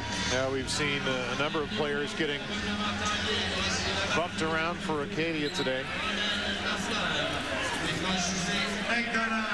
They will be at their own 15-yard line, so a good break for the Axemen as They'll try and get some points on the board late. That was Guillaume Senecal, 27, who ran into the punter, James Michener. Good to see James get up, too. I'm not sure if he was trying to sell it a little more, but I know what you mean. You get that leg out there in a kicking motion, and you can do some bad damage to a knee in the wrong situation. You're correct, and a lot of kickers try to really embellish what happens, but what the referee's really watching is when he got hit, what part of his body did he get hit on, and was he vulnerable? And we saw it well on that replay, showing that he was hit on the knee when his leg was up in the air, and that's what the referee's interested on. He's not interested in seeing whether it ends up an injury or not. That's the call right there, so good job by the official. 3:09 remaining in the first half. Dan Robertson, John McNeil, Peter Rutgazer with you today from PEPS Stadium at Laval University. The 6-0 Rouge and the 4-2 Acadia Axemen. And Adam Rogers moving, I believe. He stood right up. Was he drawn? We'll see. That'll be definitely, in my opinion anyways, and we'll wait for the call, but it looked like illegal procedure. No movement there, although there was a linebacker coming up over him, and they're marching it off against Acadia, so it is illegal procedure. And Adam Rogers perhaps getting a little spooked by that linebacker moving up over him. Illegal procedure, Acadia. 5-yard penalty. Repeat first down. It'll be 1st and 15 from the 10.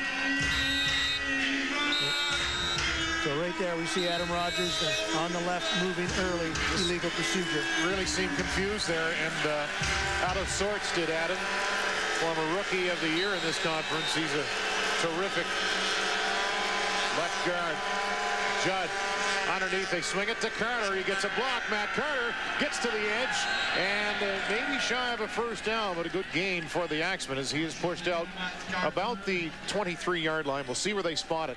And running that slip screen, bringing him in underneath the blockers as the blockers move out. Here we see him step, quick pitch out here, and there's the blockers moving in, and he runs to the outside, does a good job of picking up great yardage. It'll make it 2nd down and about 4 yards to go. The stiff arm of Jean Petitfrère, who made the tackle. First catch of the day for Matt Carter. 7 catches for 73 yards last week in that victory over St. F.X. 2nd and 4. They keep it on the ground to Inglis, who stops and kicks it to the outside. Inglis out near first down yardage. Well, at the half, Peter Rutgazer will operate the halftime show, and we'll have a taped interview with Monty Mosier, myself and Monty, from yesterday as he talks about what's going on in the AUFC. Well, the offensive line did an excellent job for Acadia there on getting those blocks at the line of scrimmage to allow them to get outside to pick up first down. Big first down when you're deep in your own end. This is huge. There you see 2.5 minutes to go. Judd out of the shotgun. 4 receivers to his left. Price is open underneath, and he dropped it and got knocked down to boot. It went off his right arm as he was closely watched by Sam Lajoie, the 2nd-year DB. And why he had so much trouble is he had to turn back because the ball was a little underthrown here as he turns back to try to catch that ball right there. It bounces off his arm. Still a catchable ball. Have to make those catches to keep drives going. Oh, you've seen that probably 3 times now, John, from Acadia receivers, and one from Bishop, who had a good chance to pick off a ball in the first quarter. So it'll be 2nd and 10. The ball at the 27. Acadia looking for some points here in the first half. Listen to this noise. Judd with plenty of time, but now he goes down as finally that pocket collapsed. And Michel Jean-Louis, 4th-year D lineman, getting in there defensively for the Laval Rouge. There he is. And he's putting on negative pressure. That is, there's an Acadia player between him and the quarterback, but Michel Jean-Louis keeps that pressure, and there we see it coming. And number 56, Curtis Taylor, probably hitting the quarterback before Michel Jean-Louis, but good negative pressure. And he'll get credit for that sack. This Laval team seems to play the game with a smile on their face. I suppose when you win so many games, it's easy to be happy. They've won 19 straight in the regular season. Lost in the Mitchell Bowl last year to Saskatchewan, and Coach Constantine addressed that in the pregame.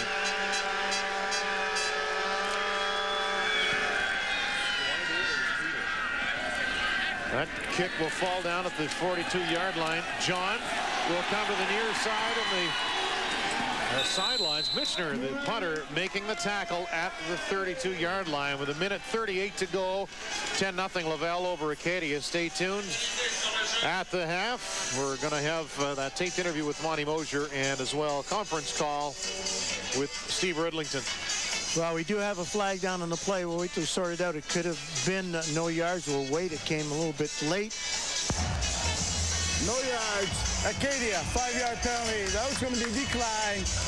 First down Laval.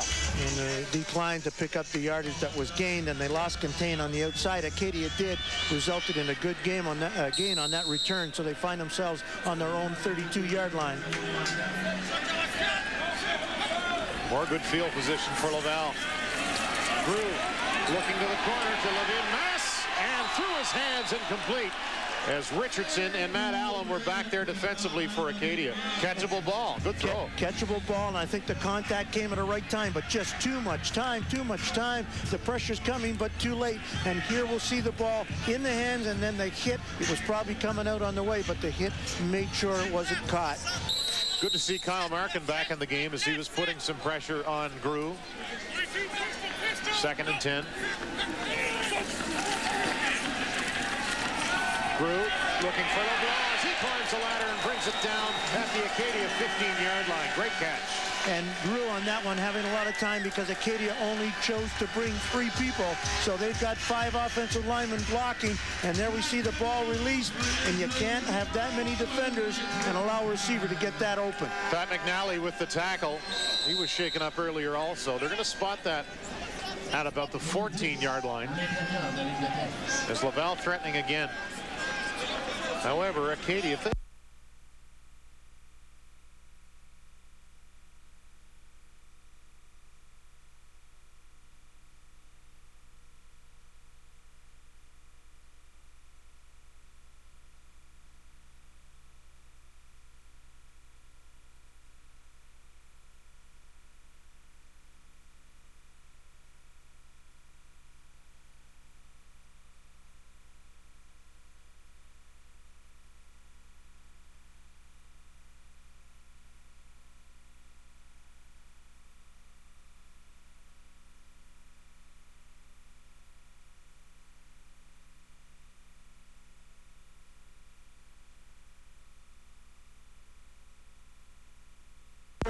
Wow, this is huge if it goes against Acadia. I believe it is. It is indeed, and that will give them a 5-yard penalty and 2nd down when they had them stopped. And it was just alignment. You could see from up here that there was an Acadia player on this side of the line, just a little too eager and cut down on that yard by at least a step or step and a half. Matthew LeBlanc is the injured Laval Rouge AR player.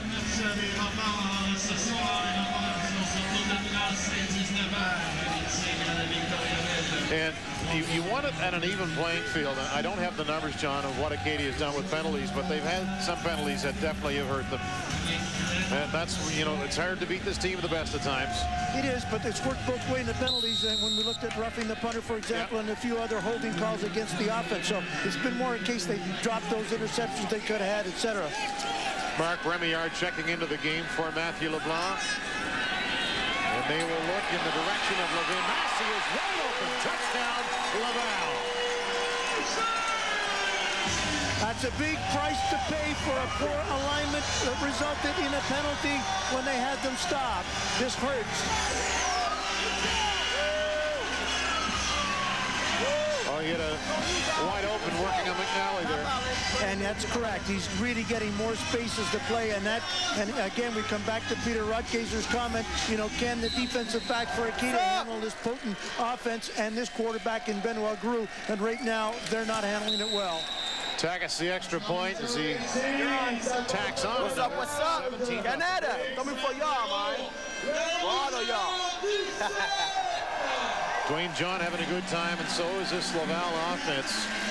Be interesting to see the numbers at the half and just what they've been able to rack up so far. And just going deep to the corner and still had quite a bit of room before he would have run out of the end zone. So Levin Mass, 2 touchdowns as he came into action, only 1 touchdown on the season. 4 catches unofficially. Number 80 to the right of your screen, already off to a big start today. You can see why Benoit grew. The numbers have matched the performance. I mean, what we've seen coming in numbers-wise, he's lived up to those today. And when I watch his technique, he looks very, very strong in releasing the passes, always having his body in a good position, not really throwing off the back heels, etc., stepping forward and being very authoritative with his throws. Laval plays against Montreal next week, and they really want to win this game. If they do win this, I believe they have home field for the remainder of the playoffs, or as far as they go in the playoffs. So a huge game for Laval, and they're treating it as such. With a minute left, they lead 17-0 here in the first half. You got the feeling that if Acadia could have gotten out of that last jam with even giving up a field goal, might have made a big difference in the long run. Carter takes that with speed at the 18. Matt Carter wrapped up at the 26-yard line. This Laval team fired up right now. Quickly downfield to make the tackle. Vincent Boucher. There's the Laval flag. See a bunch of those flying around the stadium today. They take their football very serious here, and they celebrate the day. And as you said, with the flags and then the introduction of the players, etc. And we're looking down on the field, and there was a penalty against Acadia to add a little insult to injury here, so they will have to take the ball from around their own 16-yard line. And this is a well-heeled program too, John. They're not without funds, we know. Means a lot. 1st and 10 from the 16. There you see the time on the clock. Inglis, his best runs have been on the outside today. He'll pick up about 4, and those flags coming late. Inglis took a pretty good pop at the end of that play. We'll have to wait to see what the calls are, but you're correct. Surprisingly, they've been able to get outside. The offensive line doing a good job of getting their log blocks on the outside people and able them to get back. So we're waiting here again to see what that penalty is.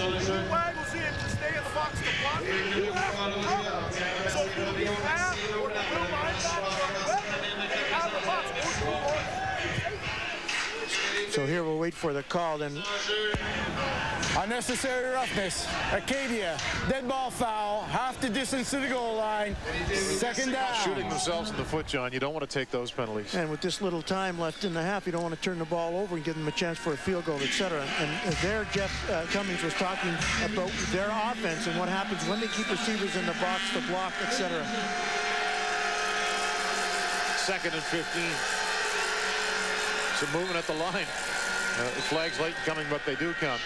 And you see the D-line of, well, Jean-Philippe Gilbert specifically pointing at the Acadia O-line to say that they drew us offside. They did not. There was no movement, and they stepped across. They were trying to sell them on it, but it didn't work. Offside. Laval, 5-yard penalty. Repeat 2nd down. Some movement on that left side of the line. So a couple of touchdown passes from Laurent Levin-Mass. And a field goal from Cameron Takis, the scoring in the first half so far. Judd trying to draw them offside again. He's going to hand it off to Inglis, who does a nice job to spin out of that would-be tackle, and he will gain enough for the first down as he's out to the 33-yard line with 40 seconds to go.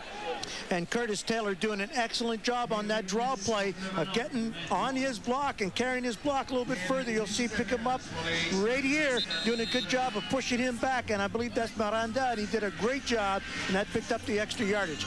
Really huge. Get them out of here, get them out of trouble before they give up any more points. Well, another Axemen, John, slow to get to his feet. Not sure, it might be Curtis Taylor, actually, who is on one knee. As you see the crowd here at PEPS Stadium at Laval University. Glad you could join us today as we continue our coverage of Atlantic University sport football. And it's a long way to go to do a game job, and I know we've all been looking forward to this one for quite a while. It is, and as we said earlier, it's that measuring stick to see where these teams are, and had it not been for a lot of unfortunate situations and drop balls, this score could be a lot closer. So Acadia knows that they're in this game, and they certainly could look at returning here if they're successful at home and knowing a lot about this park already. So Mount Allison leading Bishop 7-3 in the second quarter. Boy, could they come up with their second win of the season. Wouldn't that be great for that program? And Coach Lalonde is a graduate of Bishop University, so that would give him a lot of good feelings to be able to get a second win against his old alma mater.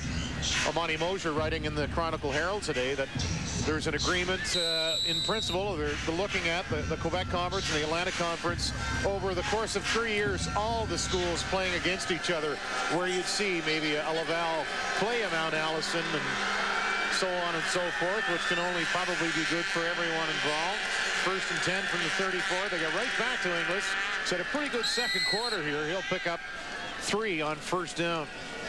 So right now, trying to keep it on the ground, keep it going, run this clock out, get off the field, regroup, hopefully come back in the second half with a little better effort out of the offense. Talk to those DBs, see what they can come up with in the defensive backfield to get a little better coverage.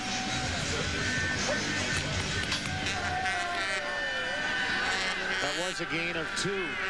Clock ticking away here in the half.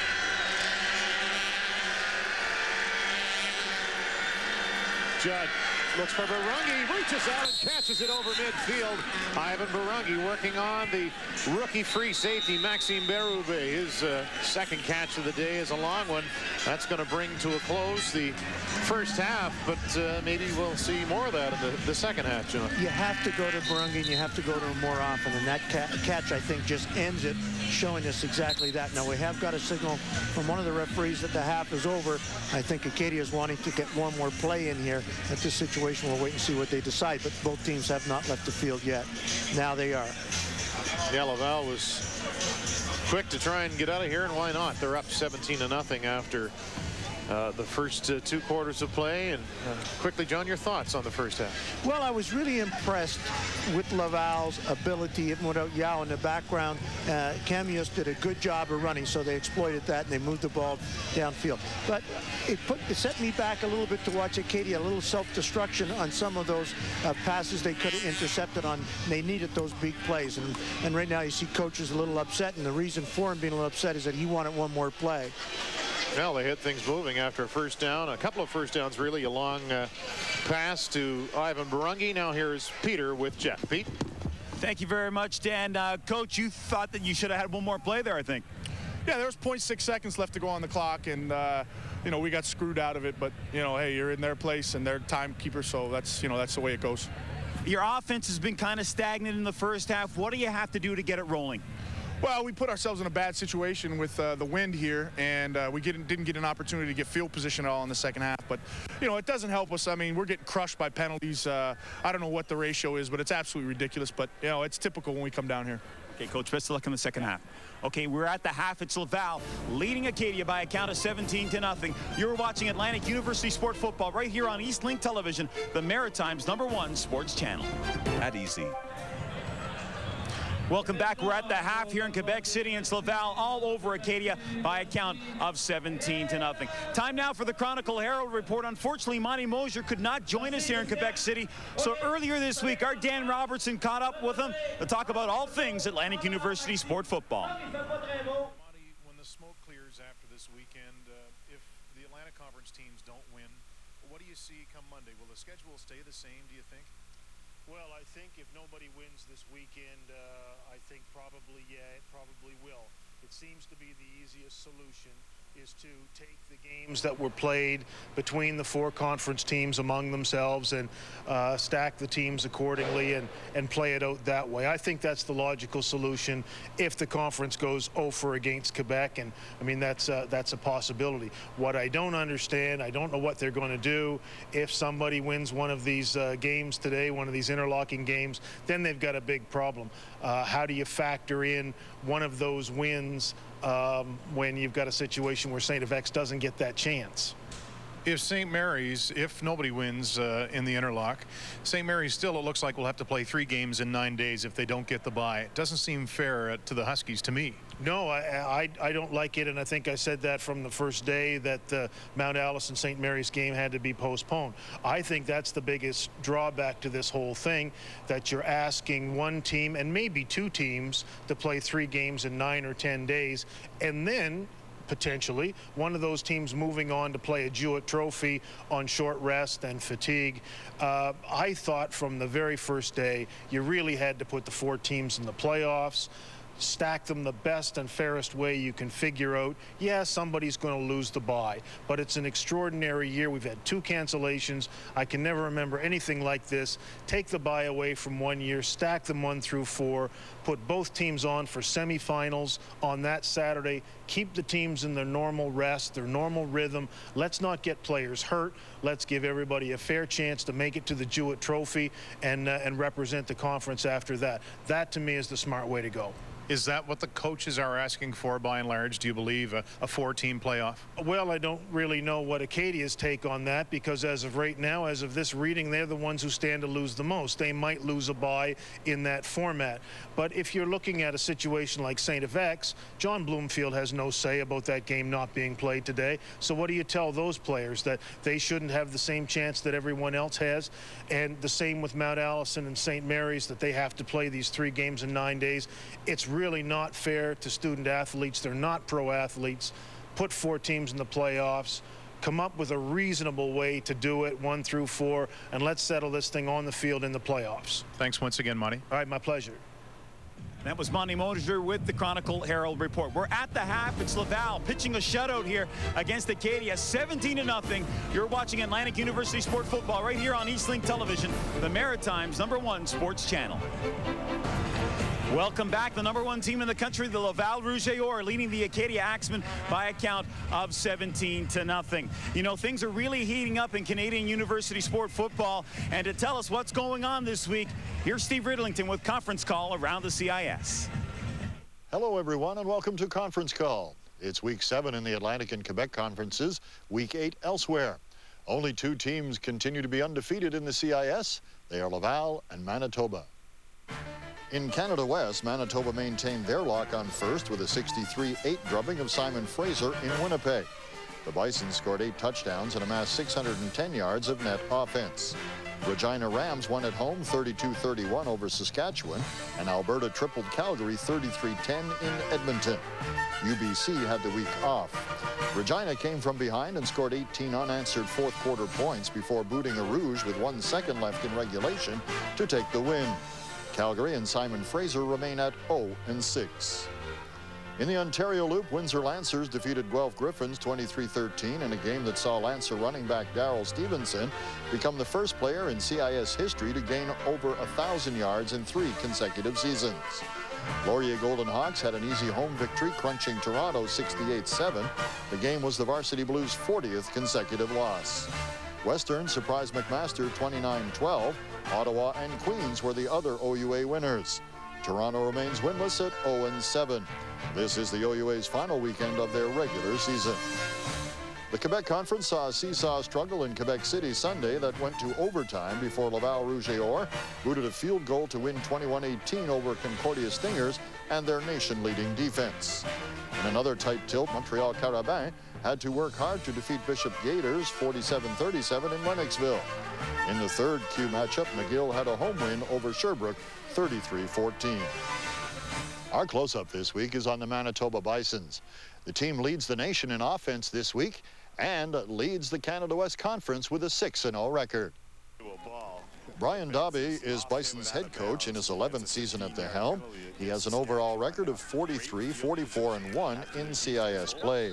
Dobby can count on a veteran lineup with a full set on defense and 7 out of 12 returnees on offense. John Mackey is the Bison's third-year quarterback. He's thrown a respectable 88 for 151 and 1,476 yards so far this year. He stands second in Canada West and 6th in Canada. Terry Furr has 25 catches for 418 yards and 4 touchdowns on the season as Manitoba's leading receiver. He's 5th in Canada West and 18th nationally. The Bison's leading rusher is Karam Lowen with 77 carries for 497 yards and an average of 6.5 yards per carry. He's 5th in his conference and 12th in the nation.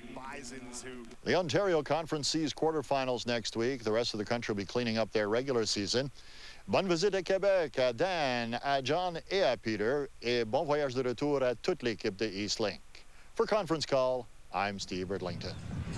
Thank you very much to Steve Ridlington. Let's give you a halftime update for you now. It is Mount Allison leading Bishops by a count of 24-3. Mount Allison looking for their second win of the season. Meanwhile, here in Quebec City, it is Laval leading the Acadia Axemen by a count of 17-0. You're watching Atlantic University Sport Football right here on Eastlink Television. The Welcome back, everybody, to PEPS Stadium here on the campus of Laval University. Dan Robertson with John McNeil and Peter Rutgazer. A couple of minutes to fill. John, before we get to the second half of play, and just take a look at the statistics of some of the key players today. Laurent Levin-Masse with 2 touchdown catches, 4 in total for 66 yards. We'll show you the highlight of the half. And Levin-Masse, I'll tell you, catching, he's wide open in the end zone there, John.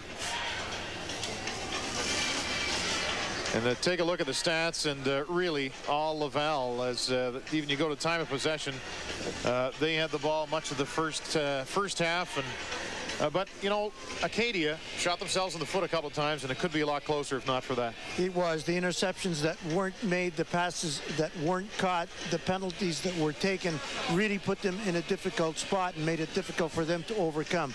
Laval seemed to get their drives together, and the drives ended in either touchdowns or a field goal. So Grew through the first half, nice numbers, 11 of 15, 150 yards, 2 touchdowns. Judd 5 of 14 for 52 yards. Barungi caught 2 passes, one at the very last play of the half, and the Axemen were hoping for another play.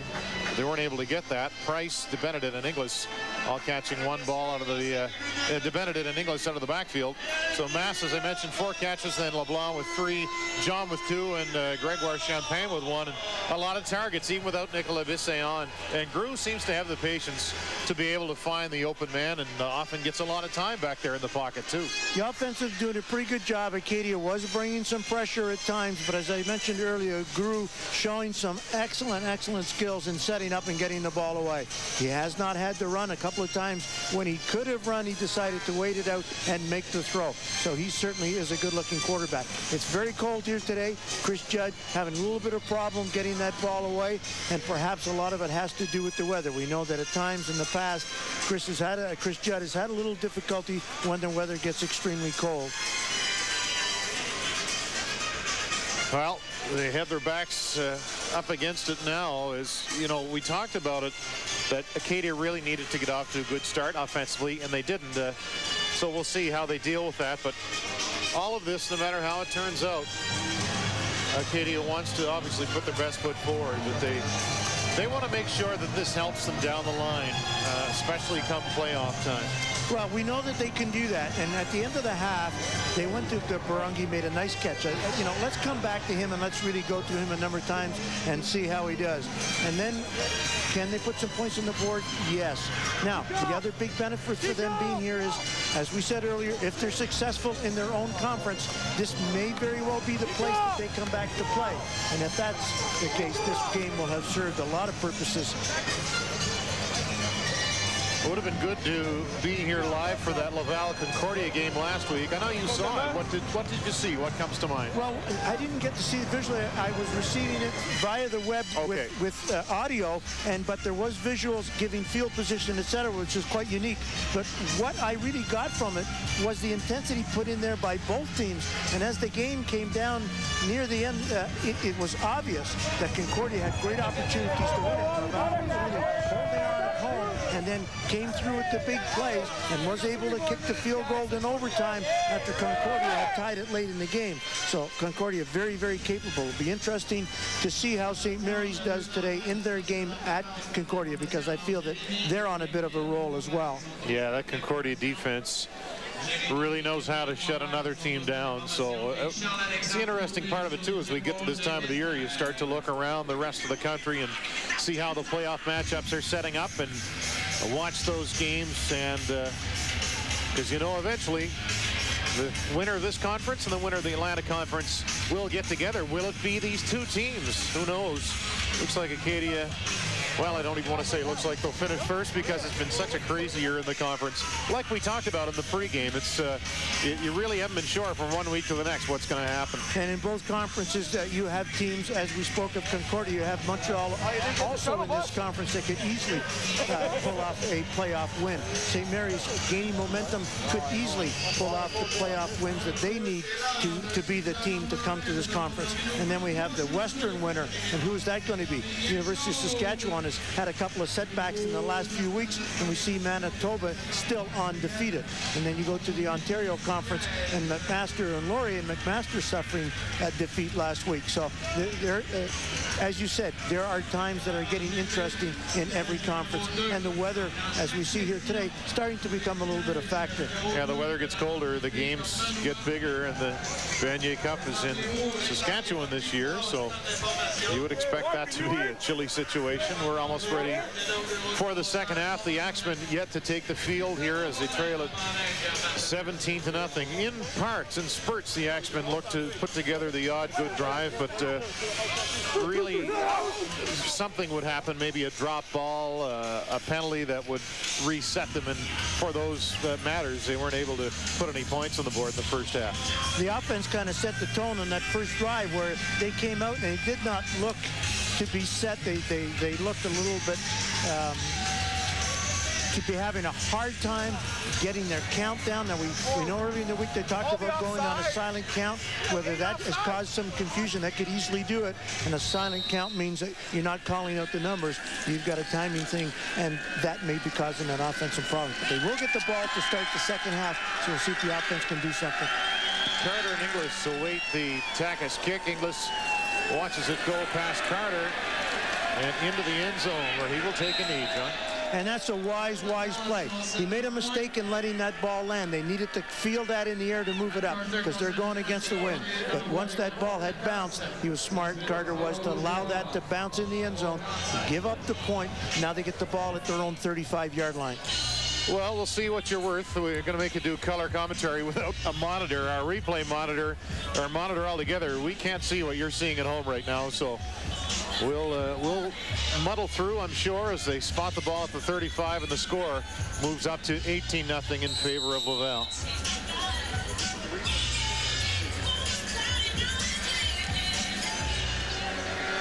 Judd in the first half, 2 of 5 for 16 yards. Actually, that was after the first quarter. 5 of 14 for 52 yards. Inglis straight up the middle, and I know, John, you like to see Acadia run that play. It might pick up 2 on first down. They can try an offensive line to spread out their linemen a little bit and to get themselves a little bit of a gap by alignment. But if you're going to run inside, then you've got to run the quick opener just like that. You've got to hit that seam. Now in a second down situation, we've been looking for a pass. Let's see if they turn to Ivan Barungi early in this quarter.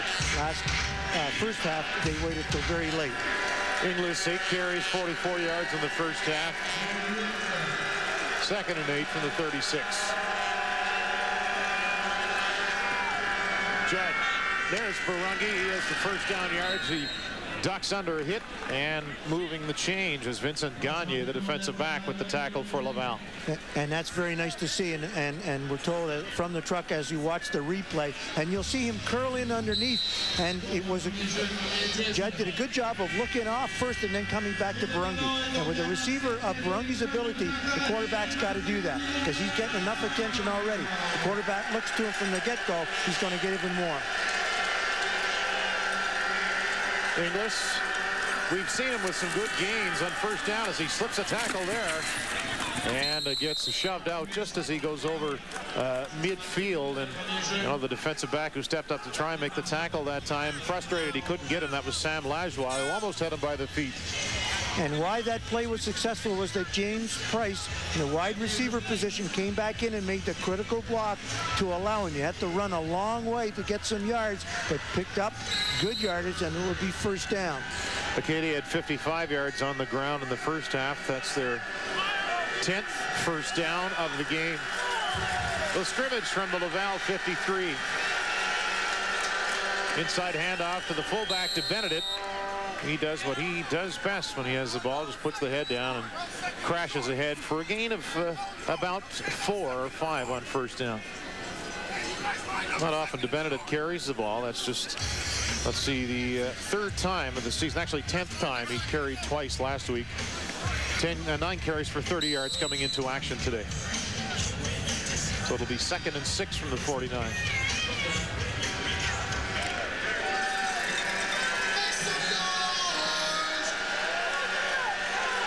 Four receivers to the right for Inglis. Anthony Mays, the only one to his left. Judd underneath, looking for Price. That was tipped. And incomplete as Marc-Antoine Beaudoin-Cloutier got the arm up. And it was at the appropriate time. He was well blocked. He was not going to put pressure on the quarterback. And as a good defensive lineman, what you did there, Beaudoin did, you stick the hands up. And as the ball gets thrown, he's got the hand in the right position to knock it down. So an excellent defensive line play. Sure, you're taught that from day one as a D lineman, John. Get the arms up, just like a basketball player on defense, I suppose. It is from day one. And there are drills to get your defensive line understanding how to protect themselves with the hand from the blocker, get the other hand up in that passing lane. So Michener on to punt once again. His 6th punt of the afternoon. He's averaged 34 yards per boot. You can see what the wind's doing to that one, as that will skip that out of bounds shy of the 20-yard line. So a very promising drive started out for Acadia, and then down near the end couldn't convert on that 2nd down, so they had to punt the ball away. Out of bounds, so there's no return.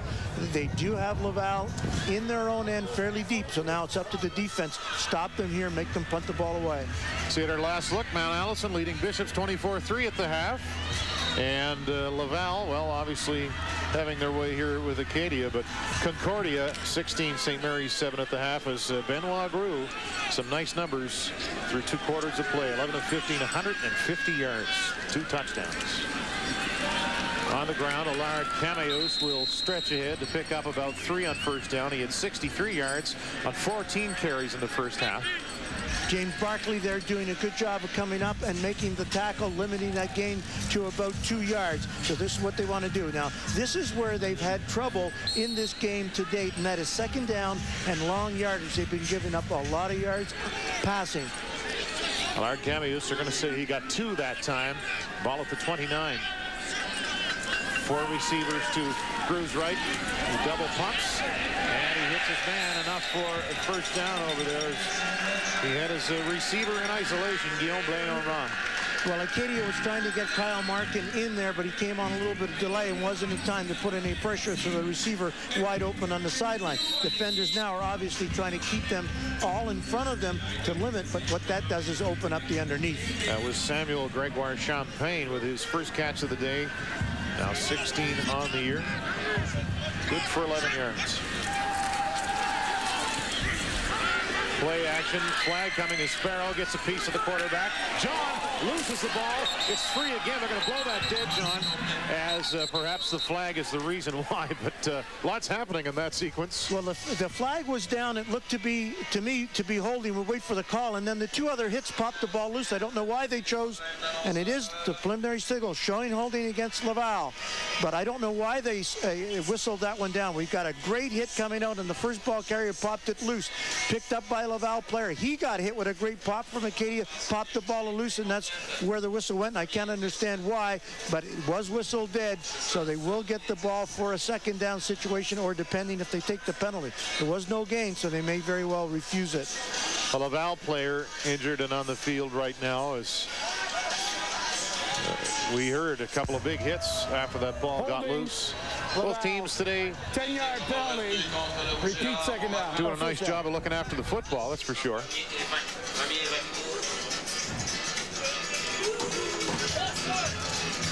And we're looking to see whether or not we can see the hits coming up. Good pops, fumble. It looks, right now they're trying to decide. It looks like Acadia's accepted that penalty, which would make it repeat first down and 20 yards to go. John, for a man who can't see the replay, I think you're doing a good job. I'm not sure what we're seeing back home, but we'll get that remedied as quickly as possible. But there you can hear all that's happening, and so it will be 1st and 20.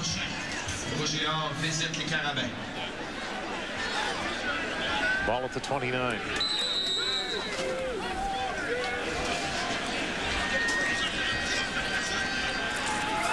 Crew, the screen. Allard Cameos, his first catch of the game. Jamie Johnson, or Tremaine Thomas rather, reaching around and getting a hold of him. Did a good job of getting there very quickly. Tremaine Thomas, if he was not there, that would have resulted in a huge gain, limited to 8 or 9. Remember, it was 1st and 20, so it would be 2nd down on the road 12. Laval choosing there to almost throw a screen underneath.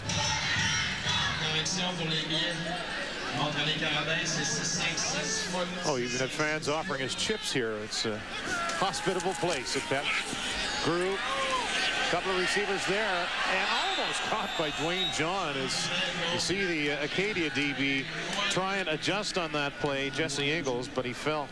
Well, Nick Lozano did a great job of getting pressure on, got some help from a teammate, and they hit Grew just as he was releasing the ball, causing it to fall short. Dwayne Jean almost made a spectacular catch, turning back to the inside. Just a super job by the defense. They've held him, forced them to punt. Acadia should get the ball somewhere close to midfield. There's Matthew Perrin on to punt, as John says. It's his 5th of the day.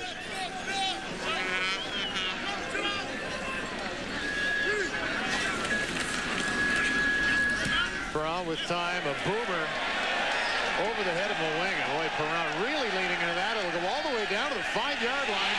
And Moenga knocked down inside of that area. 18-0. Laval leading Acadia.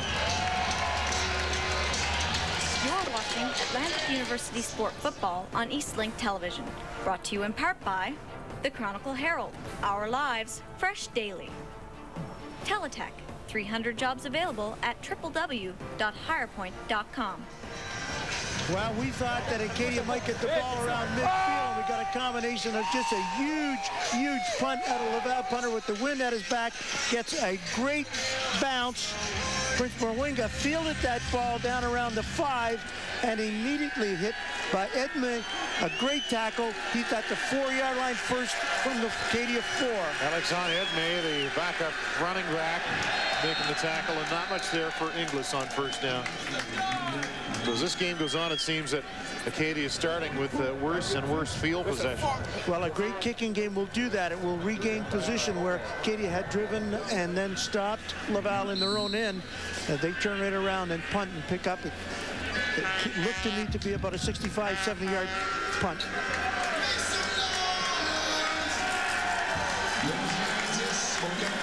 Second and 10, nothing on first down there for Inglis. Judd rolling out underneath, and a nice job to get a hand on it by Sam Lajoie. Incomplete. Intended receiver was Matt Carter. Judd did a great job of the rollout, but then as he set up, he didn't see the coverage, and the coverage was very close. And here as he turns, you can see there was a little bit of a slip, and he may have seen that, and he could not get it to him. Well, a good athletic play by Samuel Lajoie. Lajoie's second year, 6 feet, 185 pounds. And we, would consider seriously here giving up a point with that strong wind. Kicking from inside your end zone, give up 1 point. They would have to, 2 points they would have to kick off.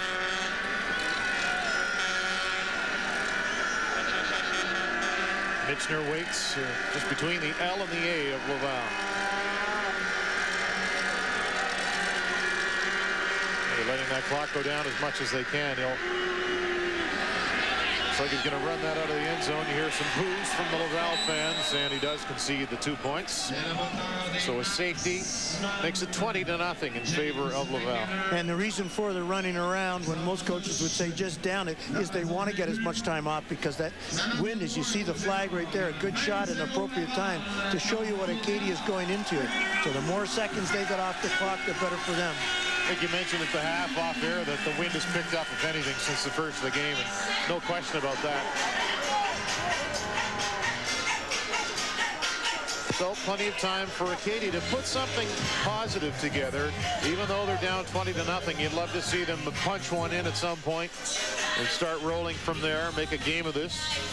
And it changes the complexion of a game because then it forces the other team to do things. Right now, Laval is playing in a very relaxed mode. And you can tell that in their offense and in their defense. If all of a sudden you put a touchdown on the board, they change gears. And sometimes that can create problems when you try to step it up and you haven't had to for so far into the game. Well, this Acadia, the Laval team rather, used to playing out front. Although last week they had to come back against Concordia.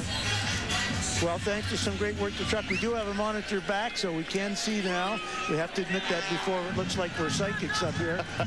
Coach Shell, or Psycho, and I'm not sure how it turned out at home. Coach Shell happy, working hard to get things. I think he ripped this monitor out of the back of the truck, but it works. So we appreciate that. I thought that the proper thing to do would be get to an electronics store and buy us a flat screen plasma, but there's only so much time as that ball taken back over midfield by Samuel Fournier, and that's where Laval will start the offense. And coming from the Acadia 35-yard line because they had given up the safety, so the kickoff is from the 35, not 45 that we're used to on kickoffs.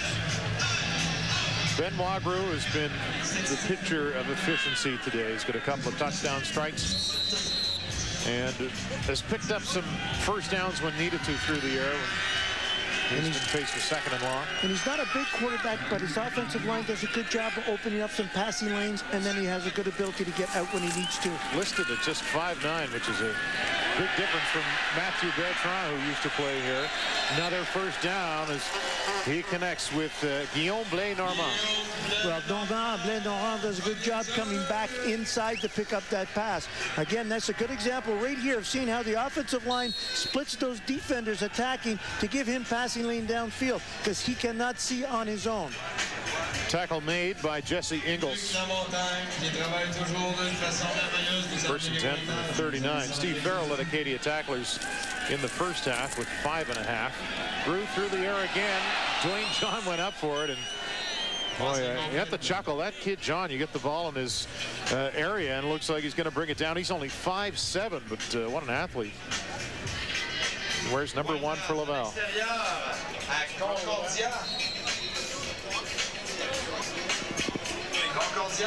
So incomplete. Second and 10 from the 39.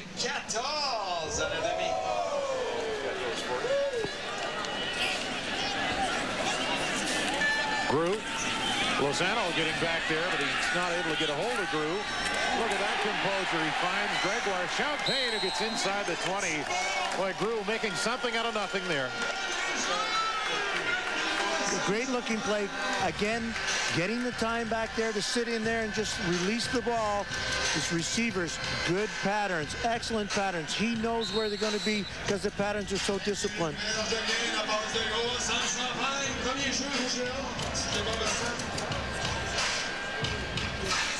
So Grou back into the huddle has to be liking the way this drive is working for his team. Just 5 seconds to get the snap off here. And he does. They fake it to Allard Cameos and in and out of the hands of the intended receiver on the slant. That's incomplete. And what they do on their slant, a little different, is that they run him downfield for about 4 or 5 steps. He stops and then brings the slant back in towards the quarterback. Again, the comeback, which is comeback pattern type thing, which is very successful. And the timing by Grou was excellent. The ball just was not caught. Guillaume Blais-Normand, the intended receiver. He's the man who caught the big pass just moments ago.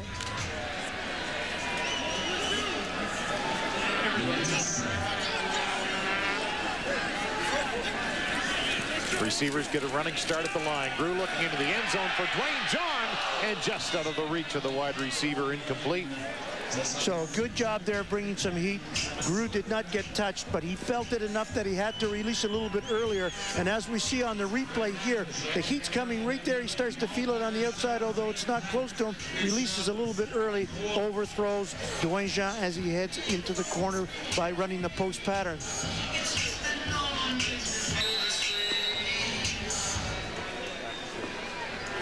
Takis with the 25-yard attempt. And it's good. Makes it 23-0. Here's Peter Rutgazer. Thank you very much, Dan. Let me give you an injury update from Acadia. Pat McNally, he hurt his forearm. They've taped it up. He's going to continue to play. As for offensive lineman Curtis Taylor, he has suffered a foot injury. His day is done. You know, a number of these Acadia players have been nicked up, but those two players probably the most serious so far today. Dan, back to you. Yeah, Peter makes a good point. A lot of players being hurt today. You can't get hurt by playing turf trivia, John. And a good question this week. Name the 4 teams who won back-to-back Vanier Cups.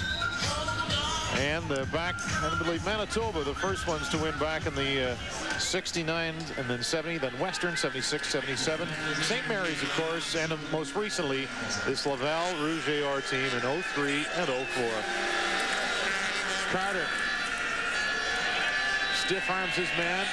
Long way to go for a very short gain of 1. Well, Carter and Price trying to hook up. Carter making the catch. Price trying to make that big block to spring him loose. It didn't happen. He did get to the defender, but then another one showed up and took it out of bounds. A slight gain, 1 yard maybe. I've seen Acadia try and work that play either on the ground or through the air. They'll try and stretch it out along the line and trying to find an opening at the end of the line. 2nd and 9. Boy, these fans just don't let up here at PEPS. Acadia worked on the silent counts all week in practice. That ball underthrown for James Price, incomplete. Judd having some problems. This is probably the worst game I've seen him play this season, in that he's having difficulty getting a good release on that one as he rolls. Whether it's the type of turf they're playing on here, his footing, whatever the case, that ball well underthrown because the receiver was open on the out pattern had he been able to hook up.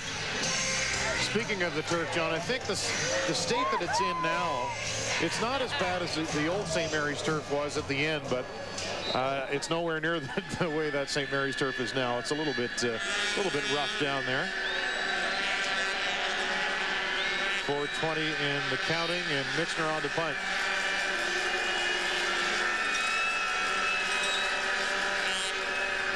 Michener will let that rip.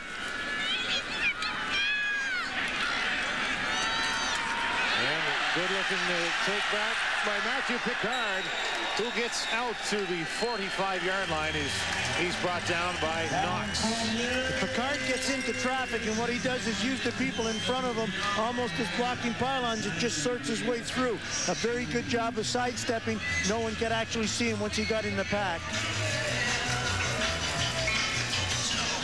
So the Axemen having a hard time getting into the Laval territory here in the 3rd quarter with 4 minutes to go. Dan Robertson, John McNeil, Peter Rutgazer here in our 2nd trip in 2 years to Quebec City to bring you university football on Eastlink television. Grew had his arm hit as he released that. Richardson looking to pick that off, but couldn't do it.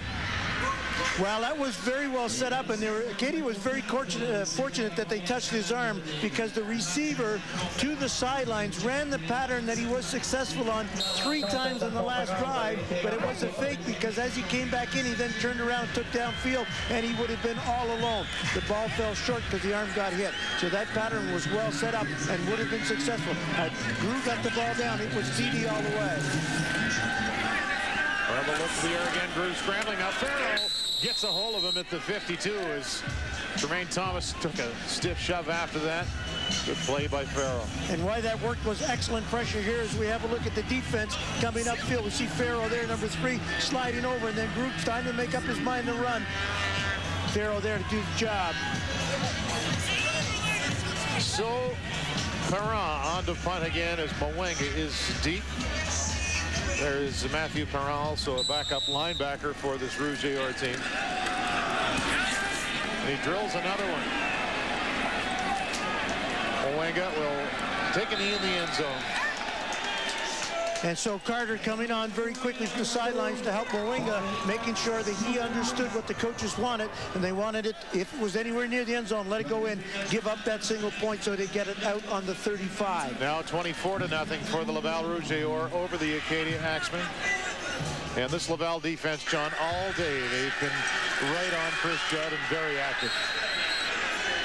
He's had some difficulties getting the ball away in this rollout right there, throwing in underneath, and the defender slipped, and that's why he went there. But then a great job of just stretching out. Here we see it going out to Carter through the sidelines. That was Justin Morrow making the tackle that time. Prior to that, you saw Sam Lajoie tipping that intended pass off the hand of Chris Judd. Ball at the 35-yard line. Judd of the air quickly underthrown for Barungi.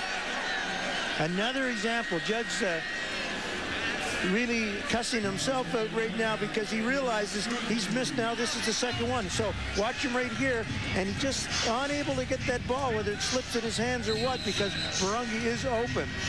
I wonder if the wind is knocking it down the way that ball fluttered. Well, he's thrown in that direction now for a couple of quarters.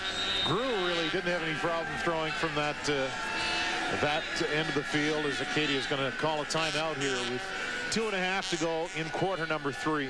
It's been all Rouge. Or a couple of touchdown passes to Laurent Levin Mass, who's had a big day for Laval.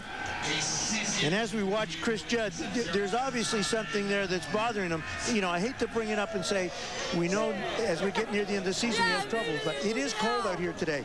And he's on the field moving, but still, hands are something that he needs for that touch, because he can really throw the ball well and has been throwing the ball well before today. But he's having some serious problems getting the ball on the money. John, take me back as a player or as a coach.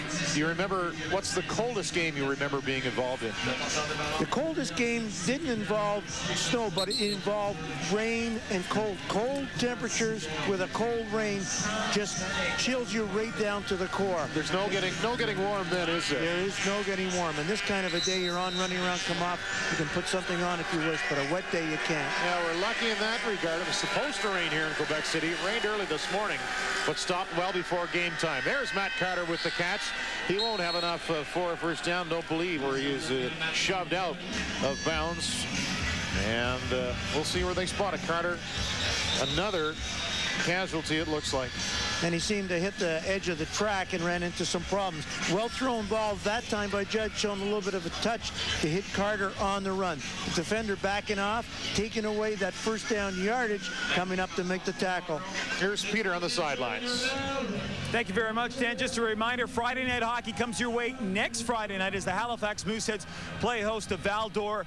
Game time, 7 p.m. right here on Eastlink Television, the Maritimes' #1 sports channel. Dan, back to you. So, John, how many different injuries have we seen today to Acadia players? I think at least 5.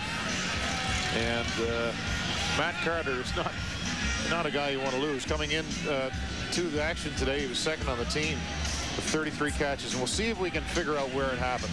It seemed that after he catches the ball and heads into the sideline here, whether it was something he stepped on right there or he just seems to go down with possibly a leg injury, but it's fortunate here that this is not one of those makeup games, because everybody would be saying, see, they get injured after so many, and sometimes this is just a fluke in whatever the situation is. That we've had a number of players of both teams go down, a few more on Acadia as we watch here, Laval player being attended to by a therapist. But that's Rudy Jean. I wonder if he's related to Woodley Jean of University of Montreal Carabin. Rudy has already a bad ankle. I saw him walking off, and his left leg was giving him some problems, and they're having a look at it, and I think they may be going to retape it. So in the first quarter, the first possession of the game, Benoit Gros marched the Laval Rouge downfield. They were able to get the ball into the hands of Laurent Levin Mass and got the touchdown.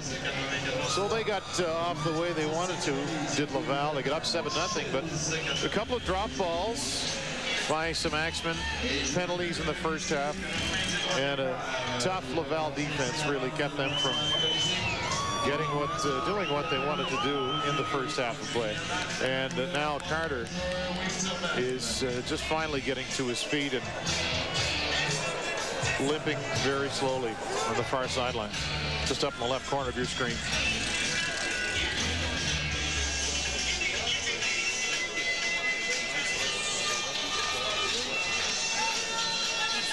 Well, at least he's walking on his own steam, John. And again, Levin Mass, couple of TDs today. Nice rollout, good catch. That was the first one of the game for him in the first drive of the afternoon. Wide open here. That's the play of the half. Gamertakis has had a couple of field goals. We've seen a safety, a single point as well. As Carter is off, and there is Ivan Barungi talking things over with his quarterback Judd. Michener to punt as he stands near the 30-yard line.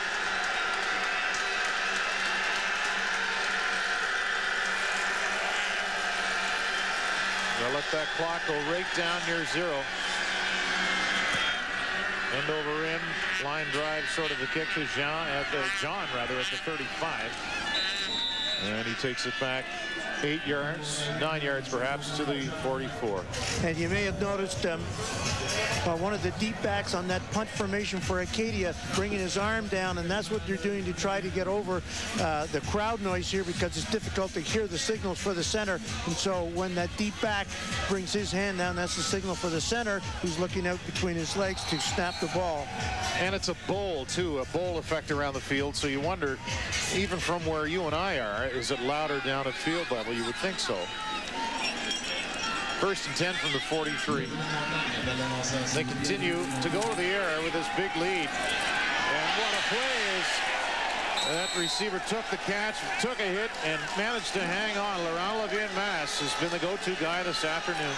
Well, Masse does a great job of timing this. Drew, good protection, a little heat coming late. As he goes up, the timing is perfect. And there's not an opportunity there for the defender to get a hit until after he come down. And Richardson hammered him, John. Lavigne-Masse just bounced right off it. It looked for a moment like he would turn to the outside, keep his footing, and be able to take off from there, but he did actually go down. They fake it to a large Cameus, and well-designed play. Be close to a first down, a pickup about 9 as the tackle by Allen made on Michel-Pierre Pombriand. Pombriand coming in from underneath and throwing short. Now the Acadia defenders, having been stung a number of times, are backing off in a hurry, so they may come back and exploit. And they do that, as we saw earlier, where they set up. It didn't work because Drew's arm got hit, but they'll set up their next series of plays by throwing a number of the same plays, and as you react, then they'll change their approach. 2nd and 1 from the 32. They look into the near corner. Dwayne John is nailed by Richardson. Perfect play, no flag. The official right there, you see it. It was perfect time by Richardson because the ball arrived there and he arrived at the same time.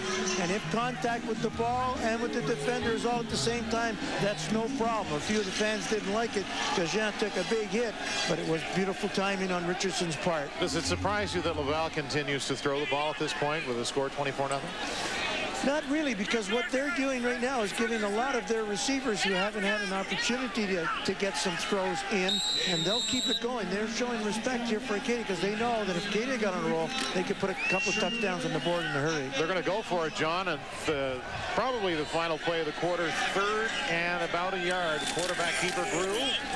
I don't know that he got it. Don't think he did. We'll see where they spot it. Where the spot is, looks like he did not make it. The other reason for continuing to throw is, remember, they're running out of the wind, and they want to throw while they got the wind. They may just run the ball in the 4th quarter.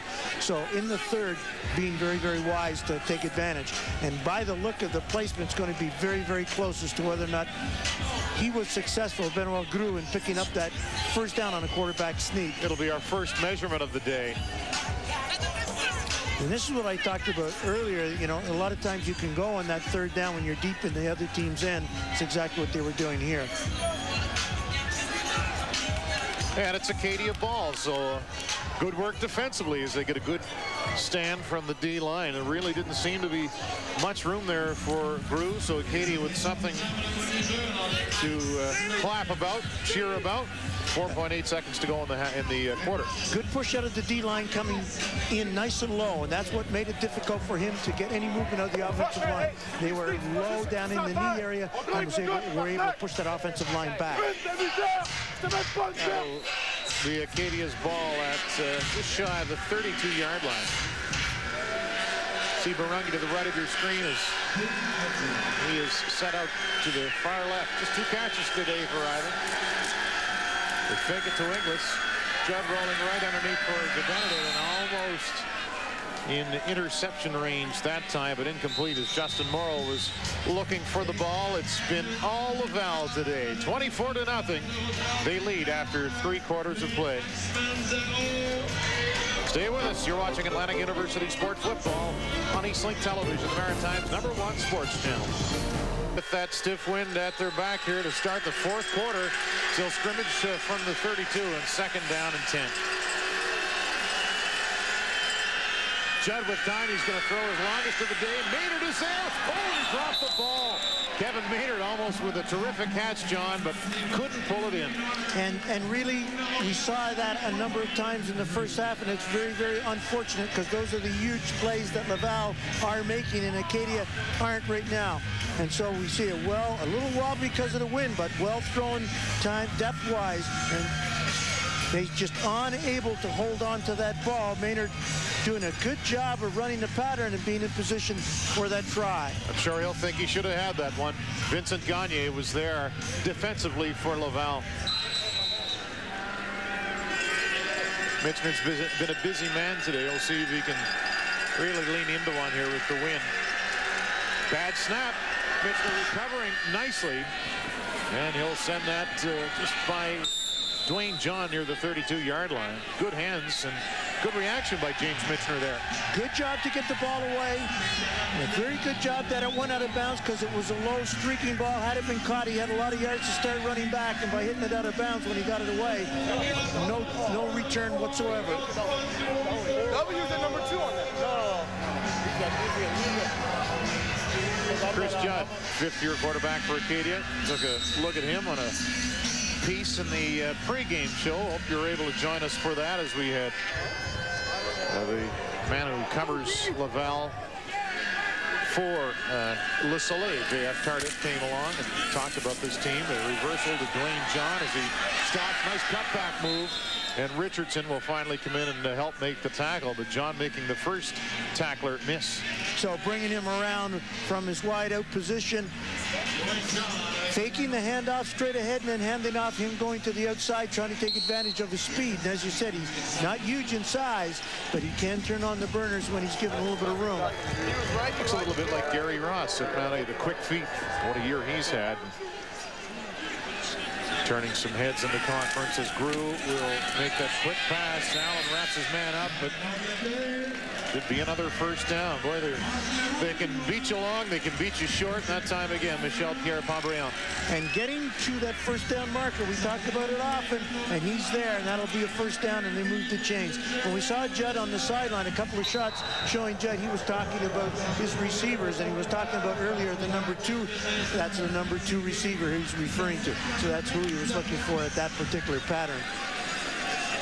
So it wasn't necessarily Mays who's number 2. It was the number 2 receiver. 1st and 10. They go back to the ground.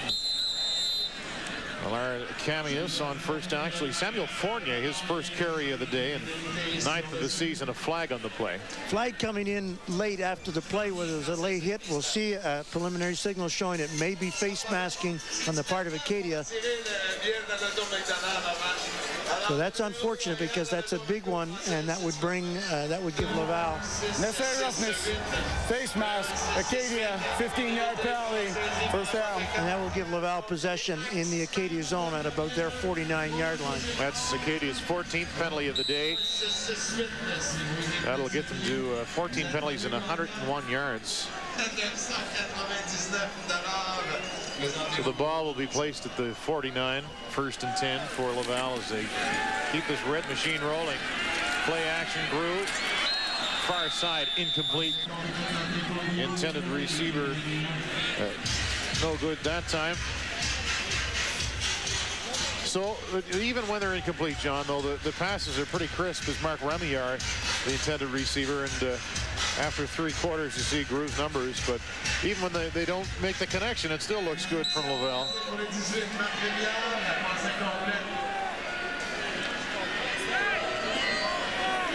Remillard's first attempt at a catch today, no good. 2nd and 10.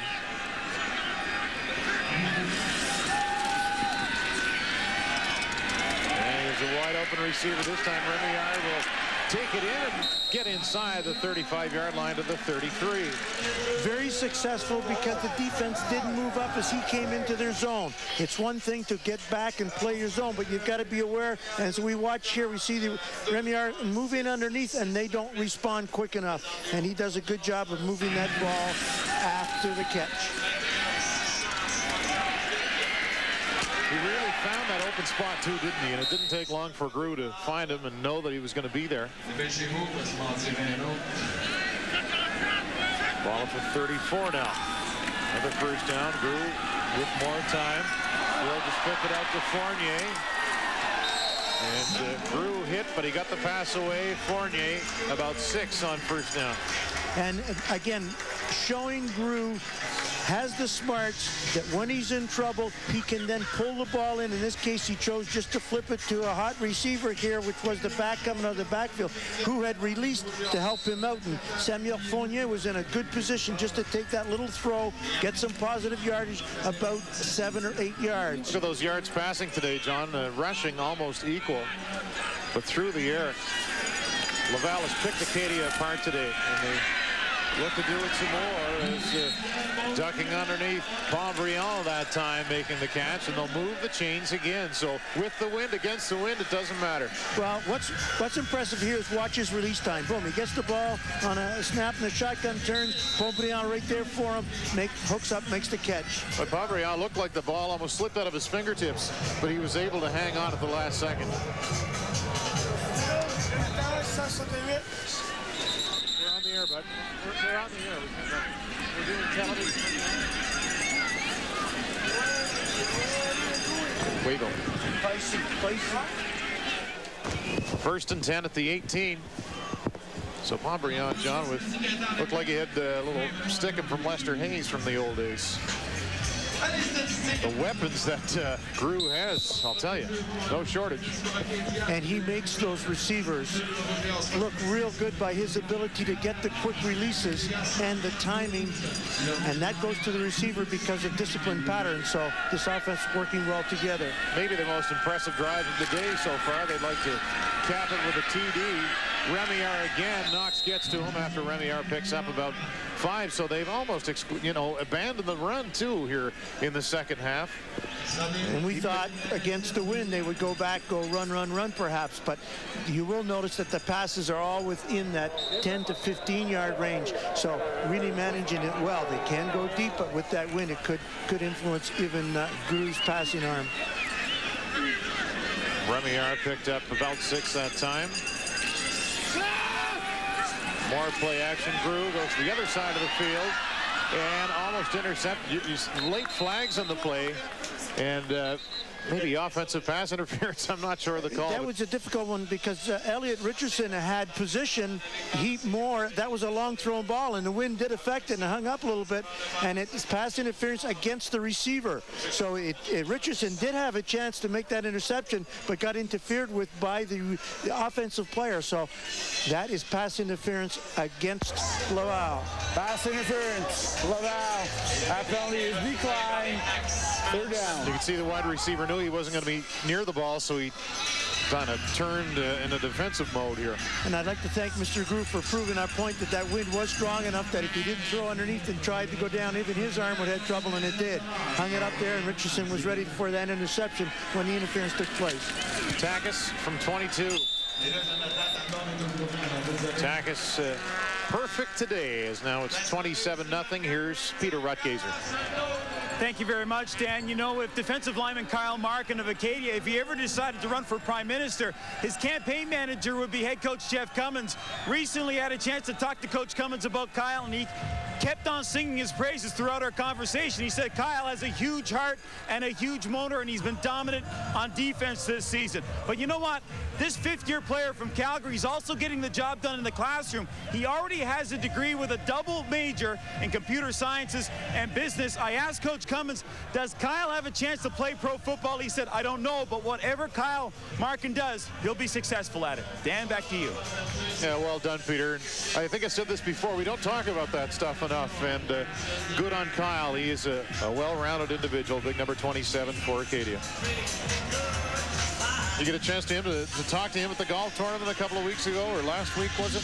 I spent a lot of time with Ivan Barungi and with Farrow and with Price. And Price had just come back from attending the academic all-Canadian breakfast that was put on. And I did not get a chance to talk to Kyle Markin, but certainly a great bit of information there about a young man doing an excellent job on the field and off. He's been the sack king in the conference for the last few years.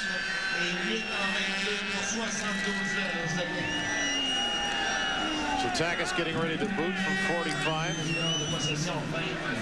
Majacoli into the game, John, and he suffered that concussion a couple of weeks ago against St. Mary's, and they're going to kick it to number 6. He's dangerous. The 28 ducks ahead for a couple. His team trailing Laval 27-0 here in the fourth quarter. You're watching Atlantic University Sport Football on Eastlink Television. Brought to you in part by the Chronicle Herald, Our Lives, Fresh Daily. Teletech, 300 jobs available at www.higherpoint.com. Acadia hoping for some ray of sun here offensively. Hasn't been much today for Chris Judd. They'll scrimmage from their 29.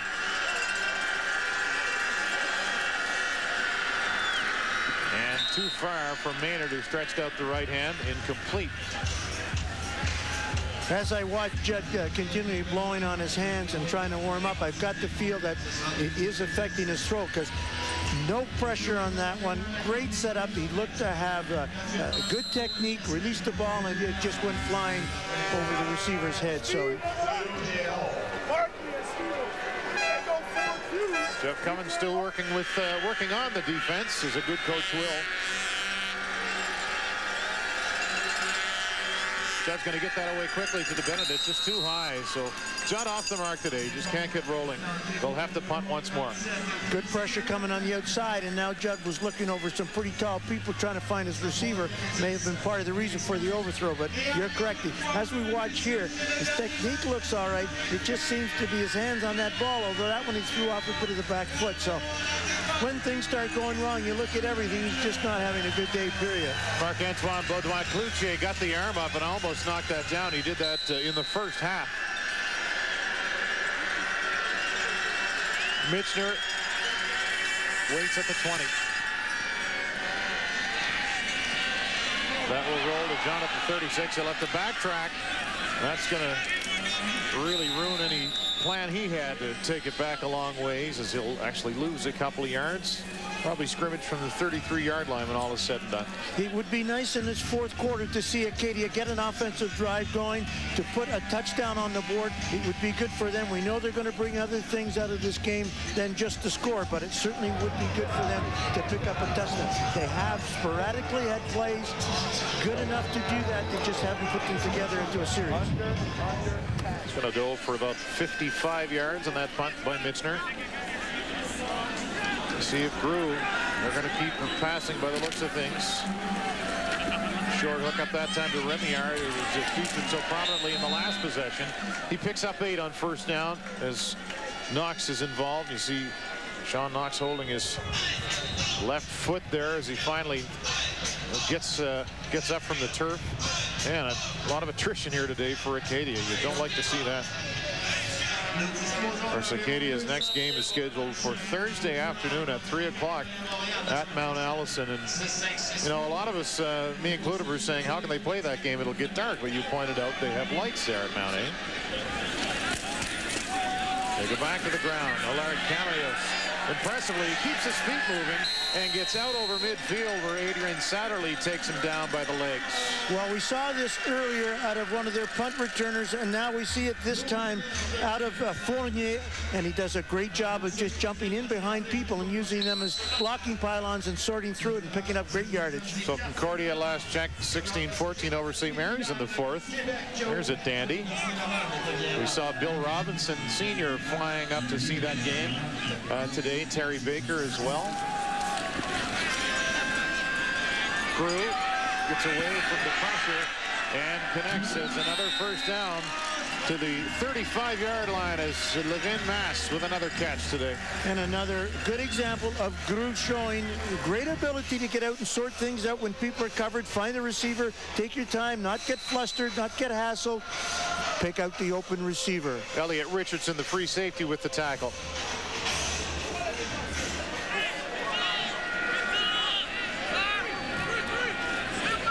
This Laval offense just continuing to roll along. The receiver underneath that time, taking it in, Marc-Olivier Dubois-Gagnon. His first catch of the day. If you'd like to ask Coach John McNeil a question, by all means, he looks forward to your email. Ask the coach at eastlink.ca, and we will most likely answer that on the air for you. And thanks to all of those of you who've sent those in the course of this season. A new feature here on our football telecast this year. 2nd and 1.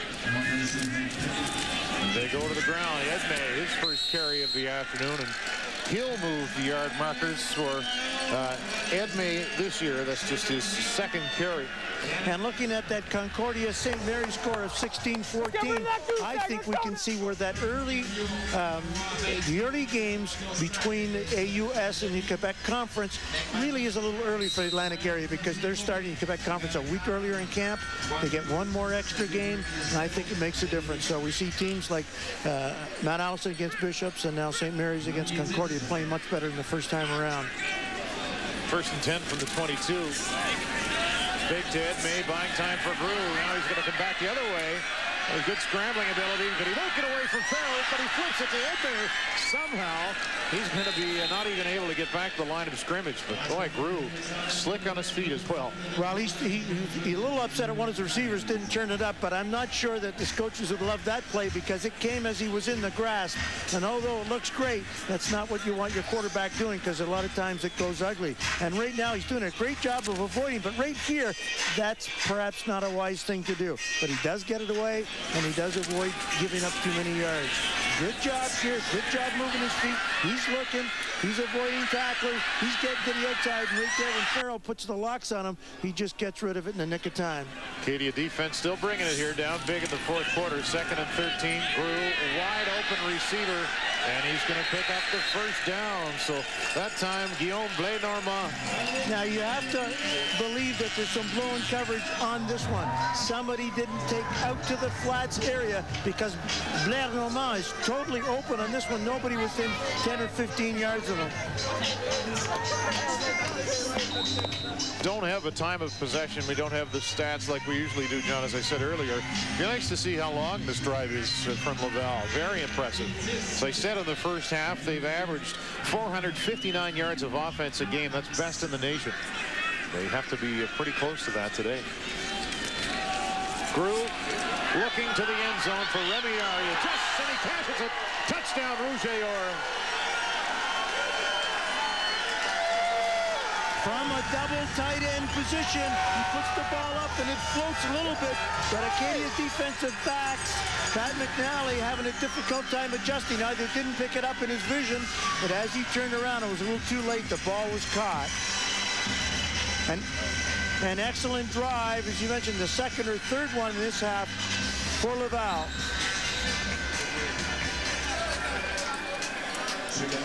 So Grew has really spread things around today.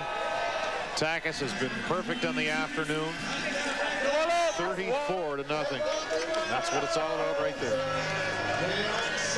It'd be interesting to see whether Laval has a backup quarterback who might get some time, although with this temperature, he may have been sitting on the bench a little bit too long. But certainly, Grew has done the job today.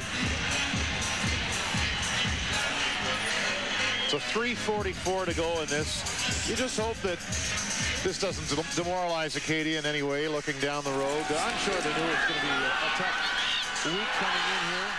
And, you know, if anybody can keep their spirits up, it's that head coach of theirs, Jeff Cummins.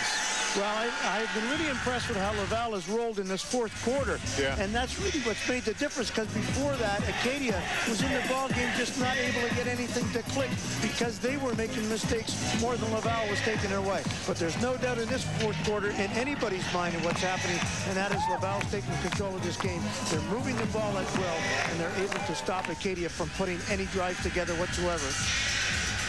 So what a battle it must have been last week in between Laval and their great offense against that terrific Concordia defense. Be nice to hear perhaps St. Mary's come away with a victory just west of us here today. Benoit Gros, he's been a big part of the story. So is Laurent Levin-Mass. He's got a couple of touchdown passes today.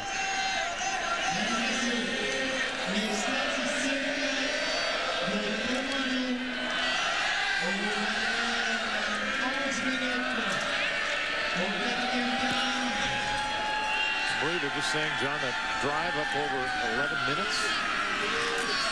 Oh, my French is not exactly the best as Coley takes that back on the kickoff. Good to see him back. He took a wicked hit 2 weeks ago, right in that sort of play, right in that area of the field where he turned it upfield and took a hit from a St. Mary's player who was downfield on pursuit. So Acadia will try and at least get the ball inside Laval territory and see if they can't put up some points. Certainly haven't called Ivan Barungi's name as much today as we have in the past. He's caught 2 passes. Hasn't really been thrown the ball that often. So they're going to go on the ground to Tom Flaxman, who turns a corner and picks up about 5 on first down. Good looking play to the outside, but you're correct. We haven't mentioned Barungi too often, and in my mind, not often enough. I was looking forward to at the start of the game, as we said in the pregame, to see the matchup with Letourneau, a rookie who Ivan Barungi has a great advantage over in height, but really that has not come to pass. In the first half, Acadia had tremendous problems on offense putting drives together, let alone trying to get the ball to Barungi. It was 5 on first down, so 2nd and 5. Jet underneath the Price, incomplete. He was there, just threw his arms. Acadia receivers as a whole, they've had a hard time holding on to the ball today. The offense for Acadia really hasn't answered the call for whatever reasons, the environment, the field, the weather, whatever it is, and that's been the story. The defense really did do some play in the first half that might have kept them in the ball game had the offense been able to put something together. So they have a lot of work to do to get back on track, because coming into this game, I felt that they were a hot offense, and especially I thought that Judd was. And even after Judd was injured, he came in that game against St. Mary's, I believe in the third quarter, he turned it around. Had he had 10 more minutes, they might have won it. John will field that at 30, make sure he doesn't step out. He's going to try and take it near side. Look at Farrow, John. He gets all the way downfield. He's been the first guy down there all day and brought him down at about the 26. Number 3. Just took an excellent advantage position and pursuit. And we got a little fight going on the sideline here with the mascot going at it. I hope they pay that guy well. Pretty cold if you get hit in the back with a stick, costume or not. So Cesar Sanchez will come in, the backup quarterback out of Mexico. Cesar Roberto Sanchez Hernandez. All right, I'll just keep it at Cesar Sanchez. It's got to be cold for him too. 2 years ago when we were here, they had a couple of Mexican players in the lineup. Flag on the play is looks like enough for first down yardage for Fournier, but will it come back? It comes in the area where it could be holding, and that is the preliminary signal, holding against Laval. So no doubt Acadia will take them back. Now, when we were here in 2004, was it not Benoit Gros who was the backup quarterback, and did he come in late in that game against St. Mary's? They had, at that time, I believe, 3 quarterbacks on the go. Benoit Gros was being talked about. I can't remember if 10-yard penalty, repeat first down. If he came in that game, but they certainly were flipping quarterbacks around. I'm not sure it wasn't the year after, but they had a very, very tall quarterback who also did some punting that day. La Roselière, perhaps. Correct, that's who it was. 2:31 now to go, so that it's going to be 1st and 20. Sanchez hooks up with his man quickly, but he's brought down by Mike Leahy. Well thought out patterns, and again coming in underneath. Sanchez Hernandez able to hook up, give him a chance to show his arm to his coach, get him on the field, and give Benoit Gru a well-earned rest. That catch by Matthew Picard.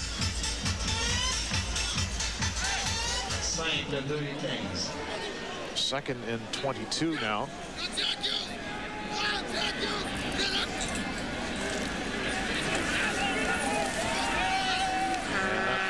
Incomplete, intended along the far side. Bishop was there for Acadia. Marc-Olivier Dubois-Gagnon not able to haul that in. So something we haven't seen a lot of in the second half is Laval forced to punt, bringing their second stringers on that time. Benoit Gru really earning his rest today. Here the replay showing Gru and his ability to get the ball away and hook up receivers underneath. An excellent job. They're hooking up with Remillard. You like to see his decision too, John. You don't see it there as much, but just a couple of steps drops. He makes his mind up and gets the ball out of his hand. You can almost see the wheels turning when he's found himself in a tough position. And that's the latest touchdown pass to Remillard. 2:02 to go, and Acadia calling a timeout. They're counting to make sure they have the right amount of people on the field, it looks like.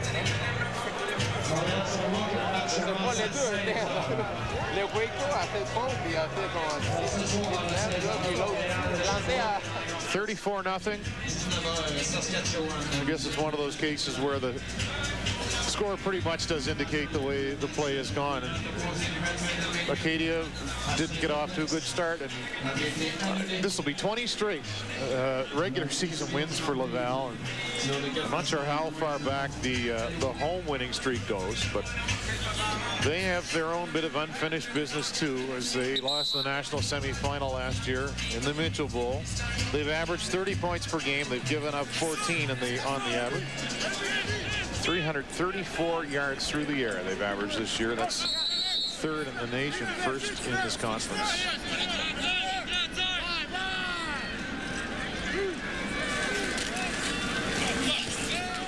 Odd punt.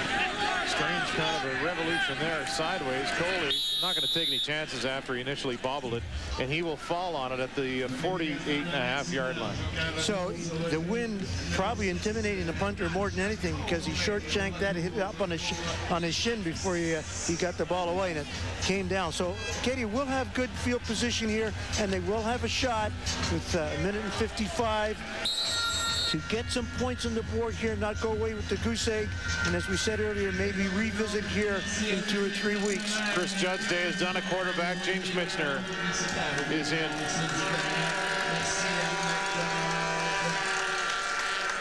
Long day for Judd. Michener, the quick pass in and out of the hands of Kevin Maynard. So catchable ball, but he wasn't able to put the squeeze on it. Maynard this year, 5 catches for 70 yards. He had 1 ball last week. You know, this team in red wants to keep that shutout intact. Point of pride for them now. And as you said, that was a catchable ball, and that's been part of their problem today too. So they want to go back to the receivers and do some extra work on their patterns and on their catching.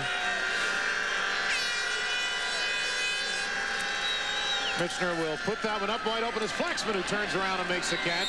And Tom Flaxman with a first down as he is taken down at the 17. And wouldn't you know it, Flaxman is shaken up on the play as well. And this one is hard hitting, and Michener does a good job of getting away because he sees him open, so he floats it, and there's the hit, and we could hear it from up here. And there has been a number of very, very hard hits today, and this one resulted in Flaxman getting hit at a difficult time when he caught the ball and trying to get turned around, so he's a little slow getting up. Third catch of the year for Flaxman. He came out of the backfield and really was wide open as Michener just kind of sailed that up for him. I want to remind you of our next broadcast here on Eastlink Television, the Val-d'Or Forer. I can't wait to see them. They'll play the Halifax Mooseheads at the Metro Center next Friday. We'll be on the air at 7 o'clock. Brad Marchand and the Forer. Flaxman, as you see, just off to the left a bit of your screen. One of the athletic therapists. They made the long trip up, and they've been as busy as anybody today for Acadia. And as I was mentioning earlier when we discussed about games being made up, if they've got to play the 3 games in 10 days, I really seriously feel these teams have to get their therapists involved in getting these players prepared to play those games and pick up, in effect, what would be extra time by treating their bodies properly and using the off time wisely. We'll get you to follow up on that in just a minute, John, as Acadia hoping to put some points on the board here the first time. Not much there for Simon Hall Jr. Now, you talked about hydration right away. What do you do right after the game or the next day? Well, I'll tell you what players often do, and they go out and they celebrate. And then you're not hydrating with water, you're hydrating with things that really are going to take your body a long time to get rid of. And so it'll take some players 2 days before they're back with us in practice. So you know you're going to come into 3 games in 10 days, get your therapist and do some wise things, health-wise, food-wise, exercise-wise, mental-wise. Get them prepared. 2nd and 10, nothing there for Simon Hall on that carry. A rare one for him. Michener will look into the corner for Mays, and he dropped it. That hit him right in the number 2. They did have some coverage on him from Gagne, but incomplete. There was good coverage. Mays was so busy just trying to get himself into a position to catch the ball. When the ball came, he couldn't make the catch. And here you'll see him very, very busy here trying to get some separation right there. And as he turns, just doesn't make that catch. So they'll stay with it on 3rd and 10. If they can get the ball to the 7-yard line, it'll be enough for a first down. And I want to get the last word on Monty Mosier, who spoke at the half in your interview with him earlier in the week, and talking about how to and not to play those games, etc. But the problem is nobody saw what to do with the 2 points. Who gets first? Who gets home field advantage? That's the reason you need to play it. Winning percentage. I think that's certainly what Chris Cochran was talking about today in his article. Underneath, and good play defensively, but a flag. I spoke too soon, as that was an incomplete pass intended for Mike Adams. Looks like there may have been some early contact, and that's what they're calling, so it will be an automatic first down. 10 yards from the line of scrimmage, first down Acadia. I think Adams had visions of a touchdown, but Acadia's going to move the sticks. Again, that play coming on 3rd down. We'll take the opportunity as we look at the replay to thank, give a big thumbs up to this Eastlink crew. Pass interference. Laval. It is pass interference, penalty. but the majority, well, all First the crew down. left yesterday morning about 6 o'clock, drove up here. They laid a lot of the cables last night, got a good night's sleep, and got up and got over here early today.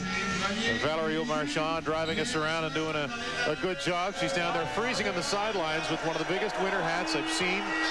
The folks in the truck keeping warm and working hard. And glad to bring you this game from Laval as Acadia looking to finally punch one in. 1st and goal from the 2. Hall in motion.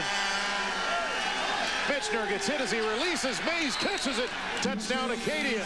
Well, we do have a flag on the play that's showing roughing the passer against Laval. That'll be declined. Acadia has scored the touchdown. Huge, good-looking play. Got the ball away as he got hit. I don't know why the roughing unless he got hit in the helmet. And that's maybe what it was, because it was as he released it. Good job coming to the ball. Etienne Lagarde coming from the backside for Anthony Mays, his 4th touchdown catch of the season. He's caught 7 balls in total, and 4 of them have been for TD for number 2. So the backups come in from both sides, and the Axemen lessen the sting a little bit, perhaps. Put a major on the board. The key play there, John. Good to see them convert on 3rd down and 10. It was something that I said earlier that I'd like to see them get a touchdown in this 4th quarter, because they have done a lot of good things, although not all at the same time. But Michener did a good job coming in and directing that touchdown. Now, do we have a quarterback controversy? No. That's Michener's 1st touchdown pass of the year, and he picks up the other point on the play with the extra point. But he deserves full credit, because he stood in there on a number of throws. Yeah, that last one, he knew Lagarde was coming from the backside, and did manage to stay in and get the ball away. So they take the goose egg off the board, and that's huge for them, and they earn that one and put it in the end zone. So if they do get a chance to be successful and come back, I'm sure they'll use this as a little history lesson. Yeah, again, that game would be November 18th. Obviously, Acadia would have to win the Jewett Trophy, and Laval would have to come out of the Quebec Conference, and that certainly is not a done deal with all the competition in both conferences. Acadia will fall to 4-3. Laval will move to 7-0. Glenn Constantine, real nice guy to talk to, too. Had a chance to, before the game, to have a chat with him. He's a guy who has had so much success here. CIS Coach of the Year previously.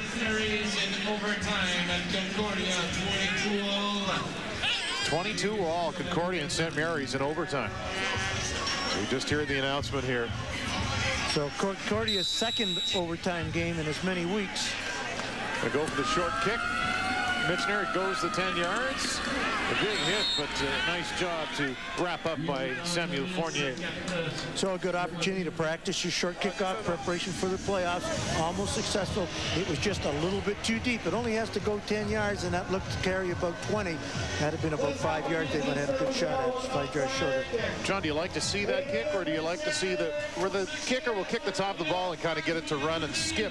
I always love to see it in the air because it's easier for the kicker to be consistent and getting that where we want to be so we can get up and touch that ball. And all we have to do is knock it out of bounds. We don't have to get possession. So that's where you get your people like Barangi over there to get up there and just hit that ball out of bounds.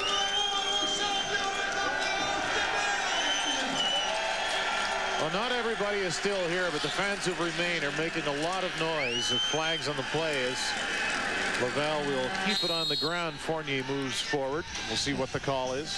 And the announcer just mentioning that Laval, by winning this game, has put themselves into the championship position for this league, and then will host any of the playoffs as far as they go. And obviously that is a huge key for them. The fans should applaud that because they mean so much here, as Glenn Constantine said in the pregame.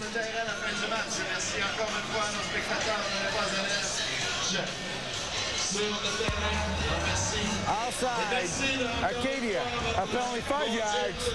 They keep first down. 1st and 5, so in that case for Laval. Well, it will be interesting to see if we can pick up a little bit later the overtime score out of Concordia and St. Mary's. So St. Mary's continuing their comeback that we've seen in the last previous week. So great job by them. Just thinking, can you imagine if they tie?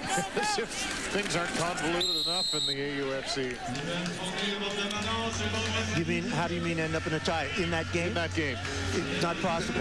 You can't get the tie, okay. No, they will go to a shootout. Right. And the shootout will continue to change as the longer it goes on, meaning that if they're still tied after the second shootout, then they've got to go for a 2-point conversion, not one. And so the situation increases that you're going to have one team with a differential. And do you get a point? I know you get a point for an overtime loss in the West, I believe it is. That's correct. But it's in the not West only. in the Atlantic Conference. So Sanchez will take a knee. This Laval team really living up to its reputation here today. Good chance this Acadia team might be the only Atlantic Conference team to lose on this interlock Saturday, the second and final one of the season here in Week 7. Well, it'll be a long bus ride back because of the bruises. We've seen a lot of players do that, so I'm sure they'll be glad that they got that touchdown and took that goose egg off the board. And they've got some work to do with the defensive backs, and they've got some work to do with their receivers. And I hope that Acadia is healthy. Hopefully the injuries that we saw here today are not serious. Even a guy like Farrow who continued to play right to the final flag. He was slow to get up from time to time. And we watched the owner of the, we can call it owner, I guess it's a university team, but funded and financed by this gentleman who's walking, Glenn Constantine, and just congratulated him on winning the league. Now there's a link between the Rimouski Oceanic of the QMJHL and Laval as the Tanguay family involved here. And it's certainly worked for this school as the teams will line up to shake hands. And 34-7. So nice to see Mays put it in from James Michener, his first touchdown pass of the year. So some good work, the second stringers. But obviously all Laval here today as they move to 7-0. They have Montreal next week. Acadia has Mount Allison on Friday. As boy, a great game out of Benoit Gru. He threw to a lot of different passers, receivers today, and really is the guy who distributed the ball. Here is Peter with Benoit. Pete? Thank you very much, Dan. Benoit Gru, the player of the game here against Acadia. Benoit, tell me, as a quarterback, how enjoyable is it to have so many weapons on offense to throw the ball to? It's so nice. That's why I came here. Laval won the Vanier Cup the 2 years before I came here, so it was an easy choice for me. How important is it for this team to go undefeated? Next week you got Montreal.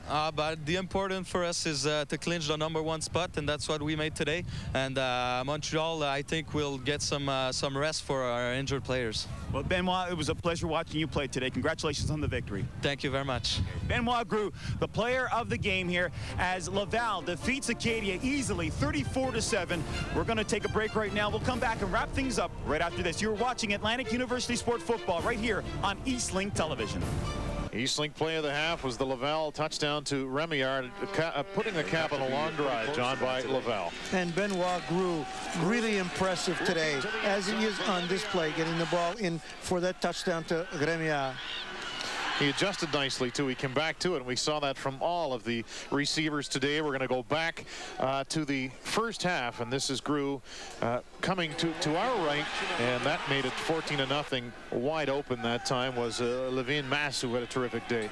And again, the arm is impressive, and the technique looks real good. Good footwork, too, for a quarterback. Laval pretty much dominating in every area except for rushing, but through the air, look at that, 346 yards. And just to 100 for Chris Judd and the Acadia Axemen. 438 to 164 in total yards. For John McNeil, I'm Dan Robertson. One more time, here's Peter Rutgazer.